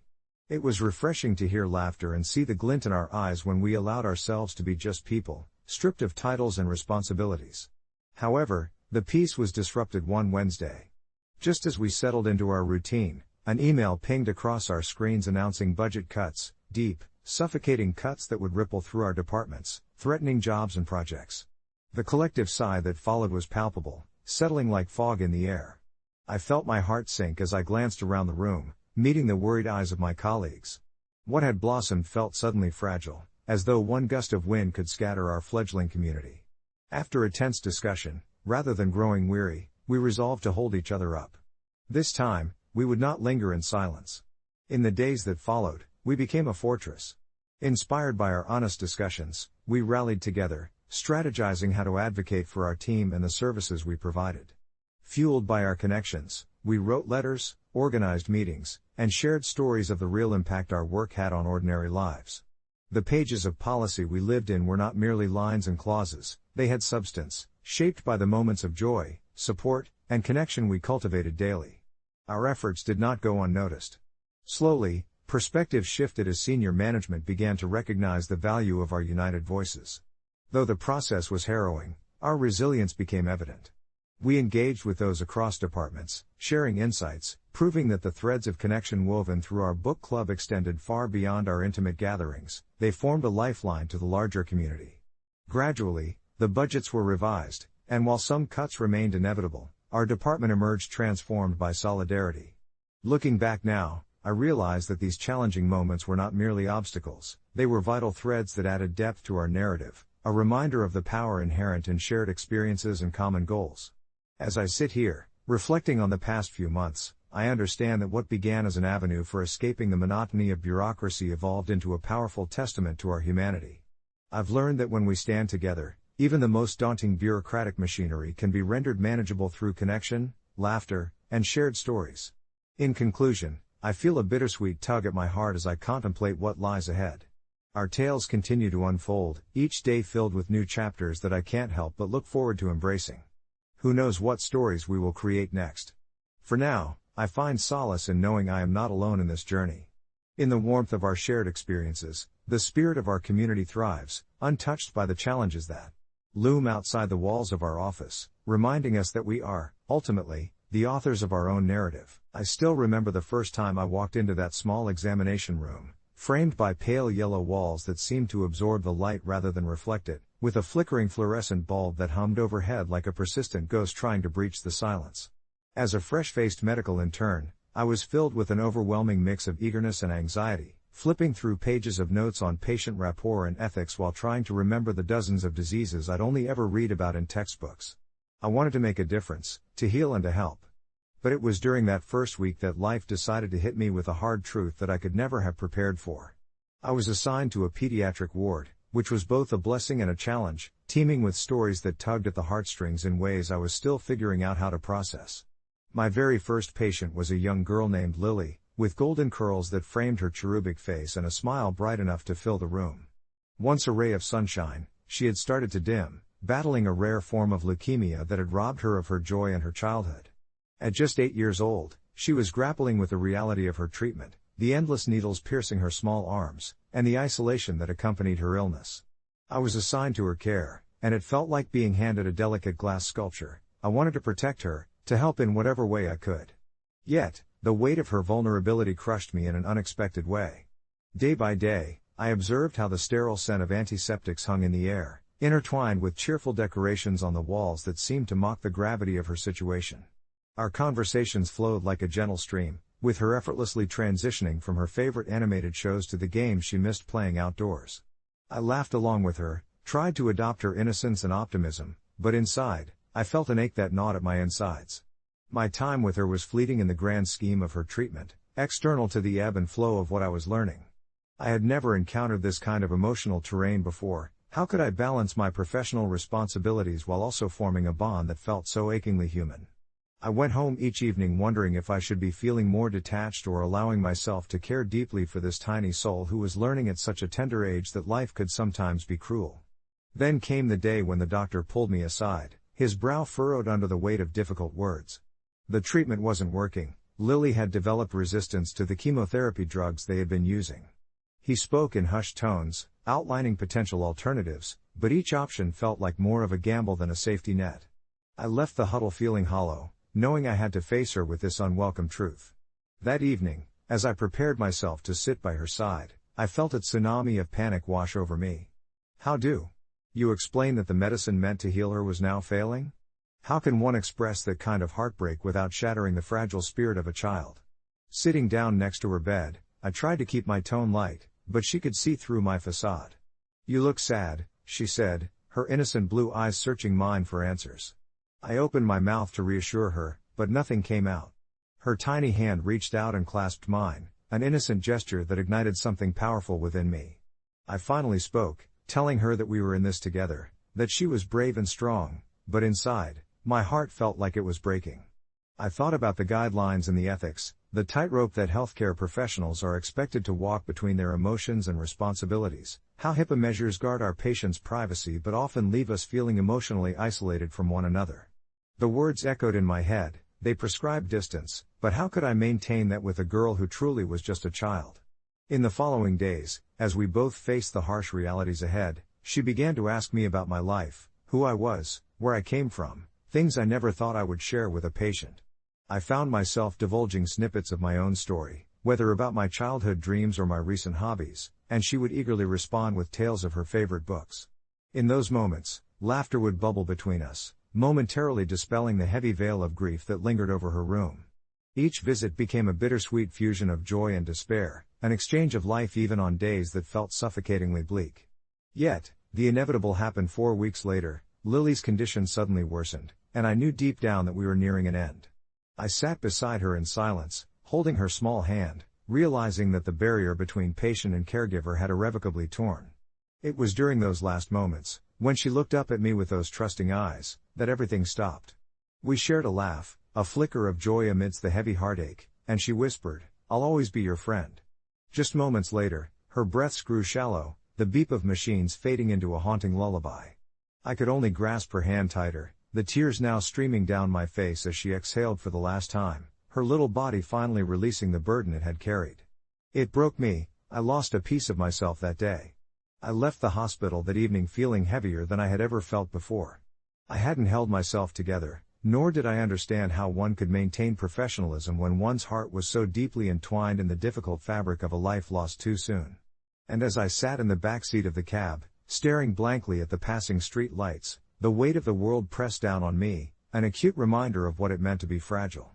I realized that no amount of HIPAA training or medical knowledge could prepare me for the emotional tapestry woven between healing and loss, the deep, sometimes cruel bond we form with those we are meant to care for in this life.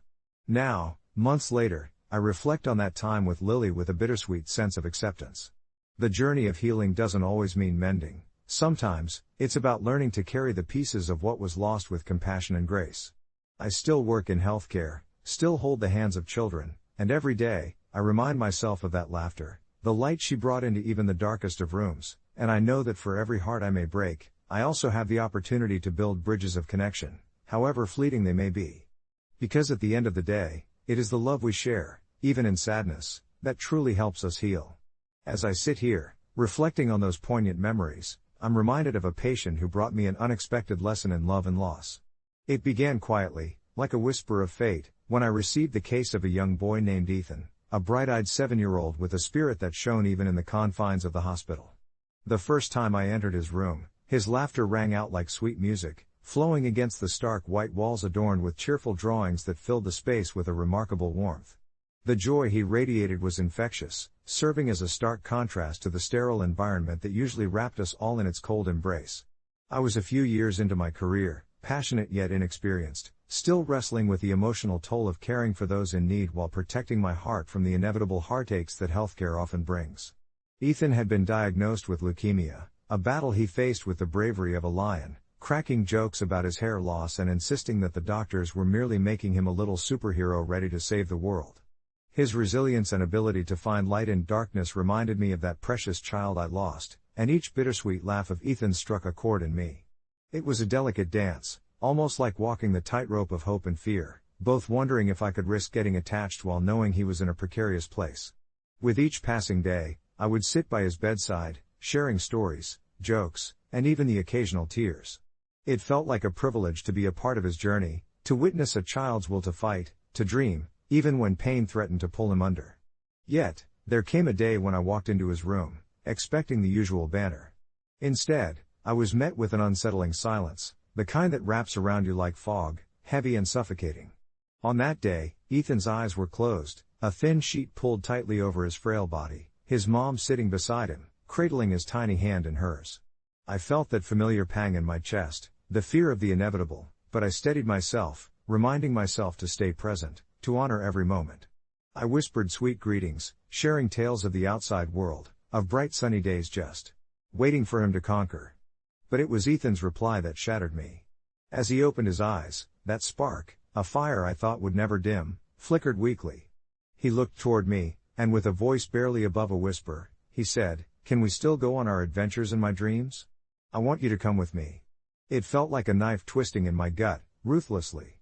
How could I tell a boy who had fought so valiantly that sometimes dreams are where we go to escape our realities? Instead, I smiled, and with a gentle nod, I promised him we would embark on our greatest quest yet. That night, as I lay in my own bed, wrestling with sleepless thoughts, I found myself drifting into a world of dreams. In my mind's eye, I could see Ethan and me, soaring above mountains, diving into oceans filled with sparkling fish, laughing as we sprinted through fields of swaying flowers. It was beautiful and vivid, a tapestry woven from all the joy he had shared. The following days felt like a montage, memories played in fast forward, until it was time for Ethan to say goodbye. To see his heartache mirrored in the faces of his family was solace and sorrow entwined, a bittersweet symphony I was all too familiar with. I held his hand as he took his last breaths, wishing I could take away every ounce of pain with my bare hands, pleading silently for a miracle.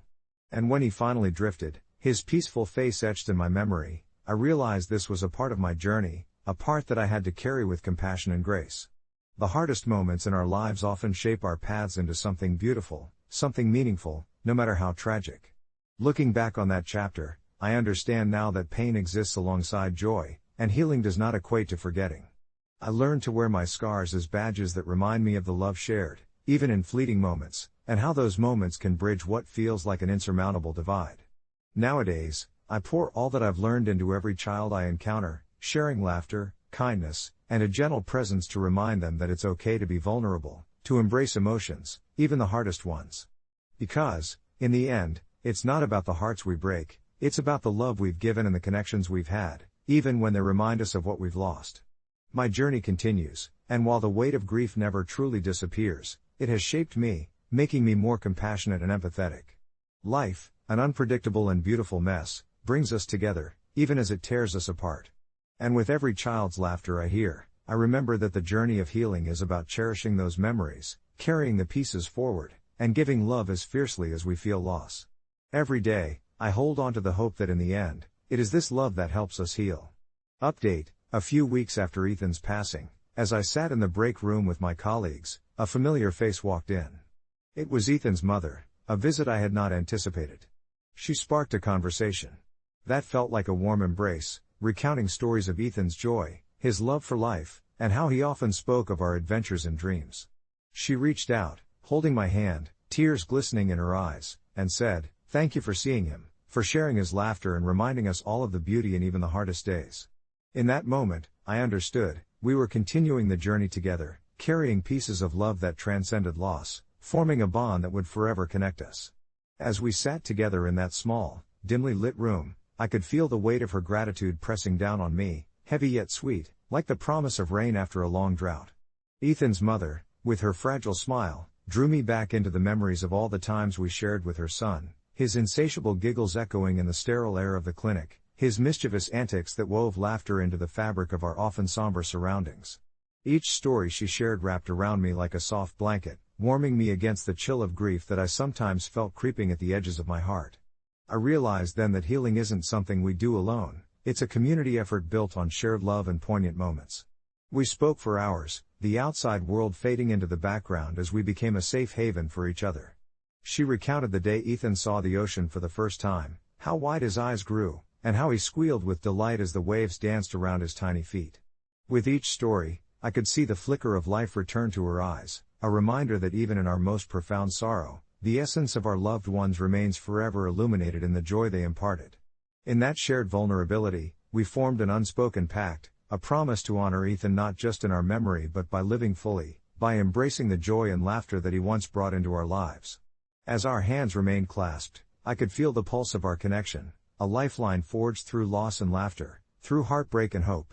As the shadows lengthened in the room and the soft glow of evening crept through the window, I sensed that this was more than just a visit, it was a turning point.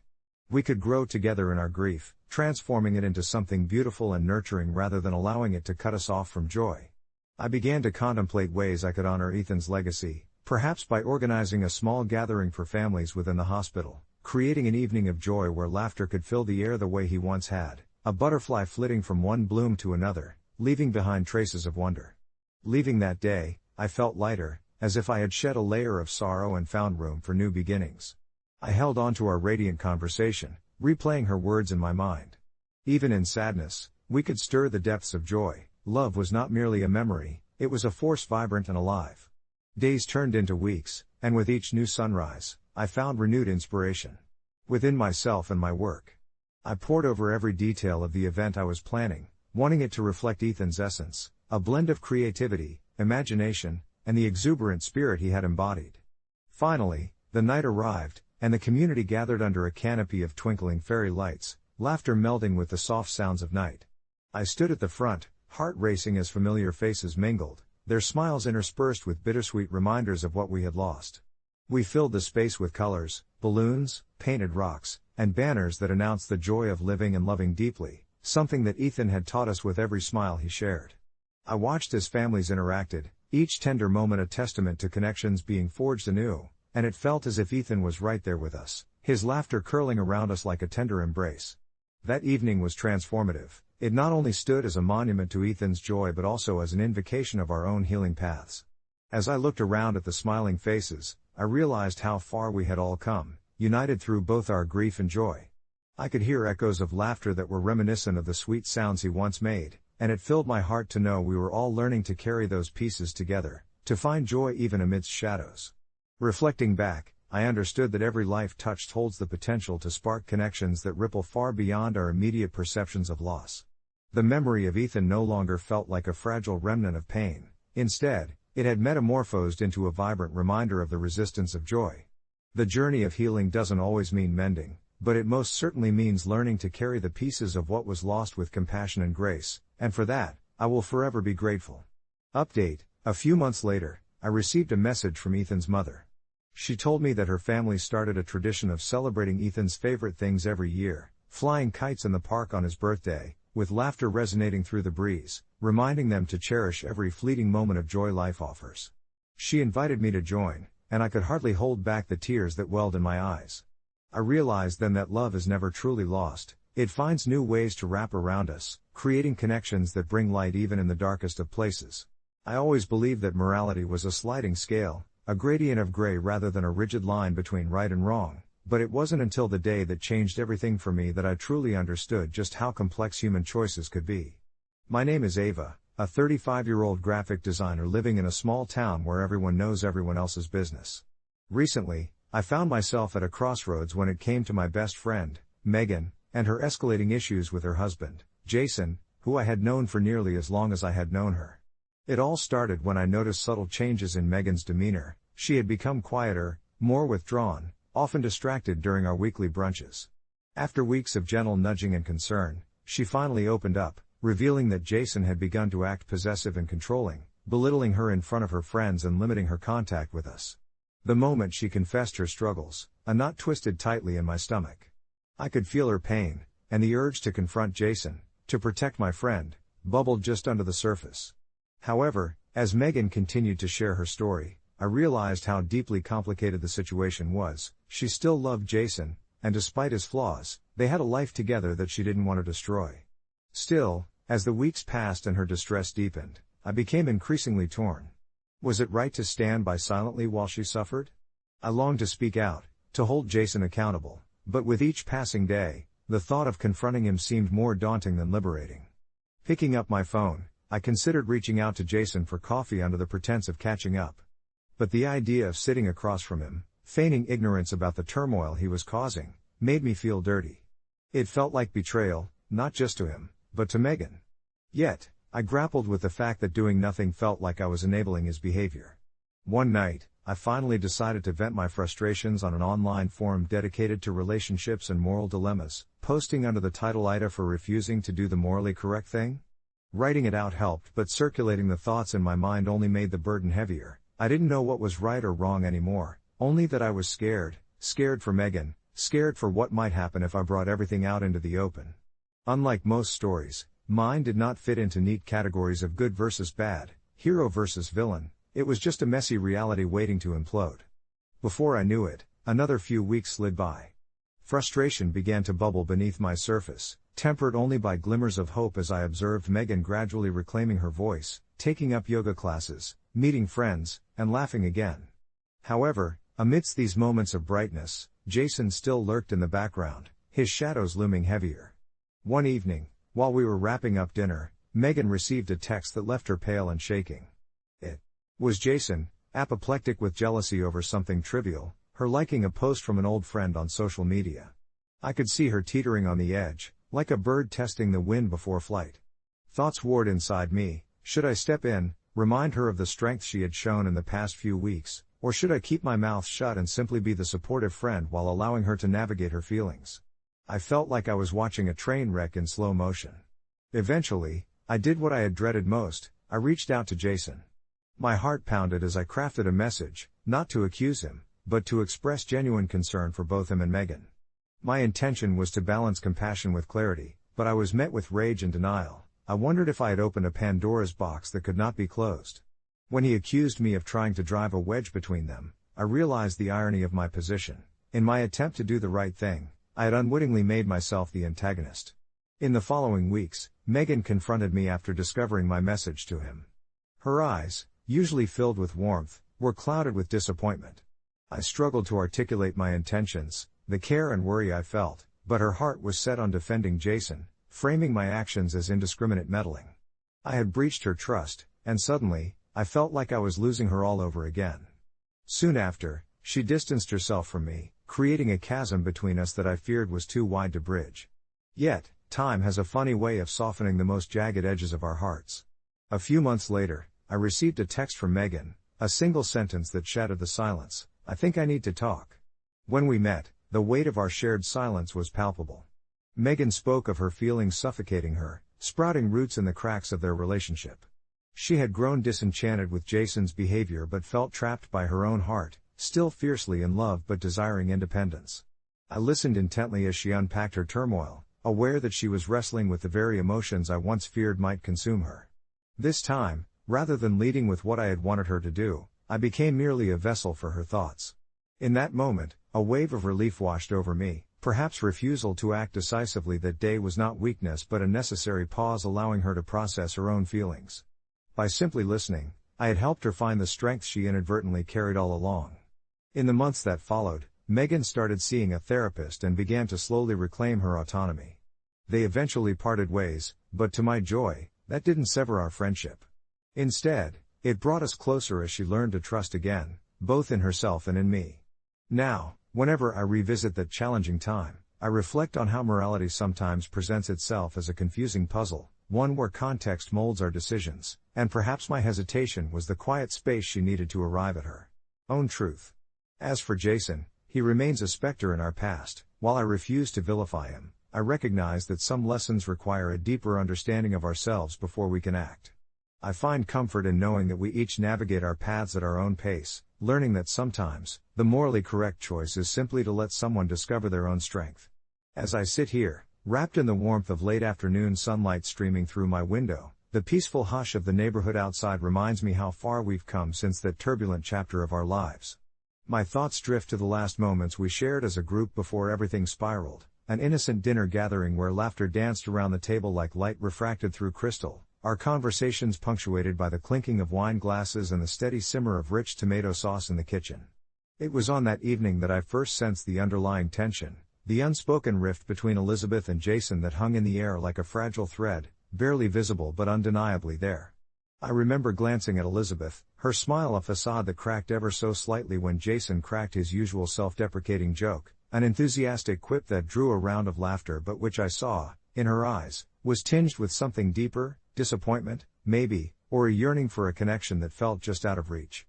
I had always been a firm believer in the importance of open communication, and I felt an instinctual urge to navigate the storm building between them, yet here I was, paralyzed by the weight of their love and conflict. Would I really be the one to pry it open, to force them into confrontation when perhaps Elizabeth needed to discover her limits in her own time? My heart whispered that sometimes intervention doesn't aid evolution, instead, it risks suffocating the growth that must occur organically.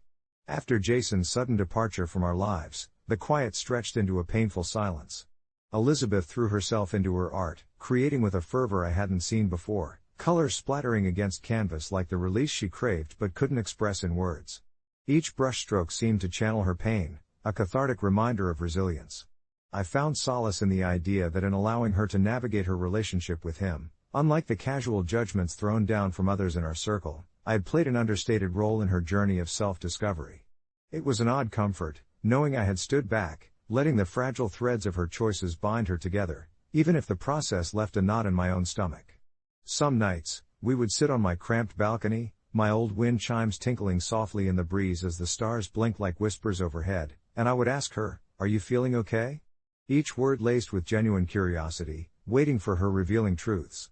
"Not yet," she'd reply softly, her gaze drawn to the cosmos, "but I'm figuring it out." There was something about those words, the way they hung in the air, heavy with unexpressed emotions, that settled an uneasy peace within me. I began to understand that the morally correct thing might not fray the edges of our friendships or force open wounds that needed time to heal. Instead, perhaps it simply meant stepping aside, guiding someone gently towards the door, and trusting they'd find their own way back to the light. Months passed, and I reveled in the small milestones, her laughter ringing out clearer, her sunsets painted with hope rather than sorrow. Each moment unfurled like petals in spring, moving us away from Jason's shadow and closer to a rediscovered autonomy. I would hear stories from mutual friends about where his life had wandered, the detours and dead ends that always intermingled with success. He became some mythic figure in the background of our lives. But it was strange how I could feel sympathy for him, too, an understanding that his decisions led him down a different, perhaps narrower path, even if they had hurt Elizabeth deeply. One evening, as we sat together on my balcony again, the sounds of distant laughter and music wafting through the complex, I found myself revealing my own struggles, my moments of indecision, the fears I had held tight like a lucky charm. Elizabeth listened, eyes bright and absorbing every word, and I could see the transformation within her had given her strength to bear my vulnerabilities without judgment. It felt freeing, this exchange of burdens. After all those months of navigating her own tumult, she offered in return a tender reassurance. "You're not wrong for wanting to be the good guy, you know. Just remember, sometimes being the good guy means knowing how to step back, too." In that quiet moment, surrounded by a galaxy spilling its secrets, I could finally let myself smile. I understood then that we are taught about right and wrong, but the grayness in between is where true morality thrives, in friendship, in support, and in allowing our loved ones to find their own light. As I write this reflection of our past, I can't help but think about the cascading ripples we leave in our wake, and how, even amid the tumult, learning to foster resilience can guide us through the murk toward clarity. I'm grateful for Elizabeth and the strength we both found in our friendship, a space that flourished as we chose patience over pressure and acceptance over judgment. Perhaps the heart of this journey is just that, trusting the quiet strength we each possess, the intricacies of human connection woven into our very souls, reminding us how important it is to navigate our own truths. As I contemplate our journey, I feel the warmth of the afternoon sun filtering through the window, casting gentle patterns across the wooden floor. It's a peaceful scene, yet it's tinged with the weight of what we've both endured. Elizabeth and I have always been the kinds of friends who could spend hours tethered to each other's thoughts, sharing our stories over cups of herbal tea in that little cafe downtown, a sanctuary filled with the soft hum of conversations and the aroma of freshly baked pastries. It was there, between discussions of our dreams and fears, that we confronted the shadow of Jason, an enigmatic figure who once filled our lives with chaos. I remember that day vividly, the one when Elizabeth finally shared the truth she had carefully hidden, her voice barely above a whisper as she recounted moments of vulnerability, moments where Jason had chipped away at her self-worth with a snake's charm, always promising love yet delivering heartbreak. Listening to her pains felt like holding the last petal of a wilting flower, fragile and poignant. I wanted to rush in and fix everything, to demand she cut ties with him and reclaim her voice, but instead, I sensed a deeper truth spiraling within her, a truth she needed to discover for herself. I reassured her, my tone steady and calm, reminding her that real strength comes not from action alone, but from understanding one's own choices and standing firm in their wake. As the days turned into weeks, our dialogues evolved. Elizabeth began to unravel inside herself, peeling back layers that I didn't even realize weighed so heavily on her heart. I offered my support, a steady presence as she moved beyond what had been buried in shame and doubt, navigating the landscape of her identity. She poured her anger and confusion into her art, transforming pain into bursts of color that vibrated with the life she was reclaiming. I watched in awe as she began to bloom like the wildflowers in spring, each brushstroke a testament to her resilience. During these pivotal moments, I often found myself wrestling with my decisions. Was I doing the morally correct thing by allowing her to wander through this messy journey without directing her? I questioned whether by standing back, I was somehow failing her, but deep down, I recognized that my role was not to be her knight rescuing her from the dragon, but rather the quiet guide who opened the door to her own fortress. This reflection echoed back to the reality that sometimes love means granting the agency to those we care for, allowing them the space to face truths that would ultimately lead to their liberation. In observing Elizabeth transform, I realized her process mirrored my own in profound ways. There were moments in my past, especially in my own relationships, where I sought to remain complicit rather than confrontation, choosing the path of least resistance over the arduous climb toward honesty. Eventually, she came to a decision late one evening. I could see it in the light flickering behind her eyes as we met at our usual spot. She was filled with a kind of quiet determination, reflecting the hues of a sunset surrendering to twilight. I told him it was over, she said, her voice steady as if she were confirming an appointment rather than ending a significant chapter of her life. In that moment, I felt a swell of pride for her, a deep recognition of the strength that had always resided within her. There was fear and sadness, yes, but there was also freedom, a shedding of burdens that she never deserved to carry. We sat there for a while, letting the silence envelop us like an embrace, both savoring her brave leap into the unknown. As I look back now, it's almost surreal how life unraveled. Months pass in a wash of colors, yet the vibrant patterns of our friendship remained anchored amidst the chaos. Elizabeth blossomed in ways I had never anticipated. She began giving talks at local art galleries, exploring themes of resilience and self-discovery, while I took to writing, chronicling our journey and its lessons. The landscape of our lives was no longer cluttered with remnants of the past but infused with hope and new beginnings. We learned that the morally correct path isn't always straightforward. It can lead you through uncharted territories, revealing nuances of strength hidden in vulnerability. Reflecting on our experience, I understand now that surrendering to the complexities of human emotion is a necessity. Rather than simply navigating the seas of righteousness, we embrace the ebb and flow of life and relationships, allowing ourselves to anchor in our truths. As I pour my thoughts onto paper, I find solace in this realization. There's a quiet beauty in patience, a strength in allowing others to find their own way, and perhaps the moral compass we seek often points inward, guiding us through the tides of our own existence. And though the future will always remain uncertain, I find strength in knowing that both Elizabeth and I have learned not just to face the storms but to dance in the rain, celebrating every moment of clarity that follows. As I close this chapter, I feel a gentle warmth within, a reminder that life is but a series of interconnected stories waiting to be shared and understood. In this shared understanding, I find comfort, and perhaps, in our own little way, we are each entitled to navigate the moral dilemmas of our lives, trusting in our ability to find meaning and growth.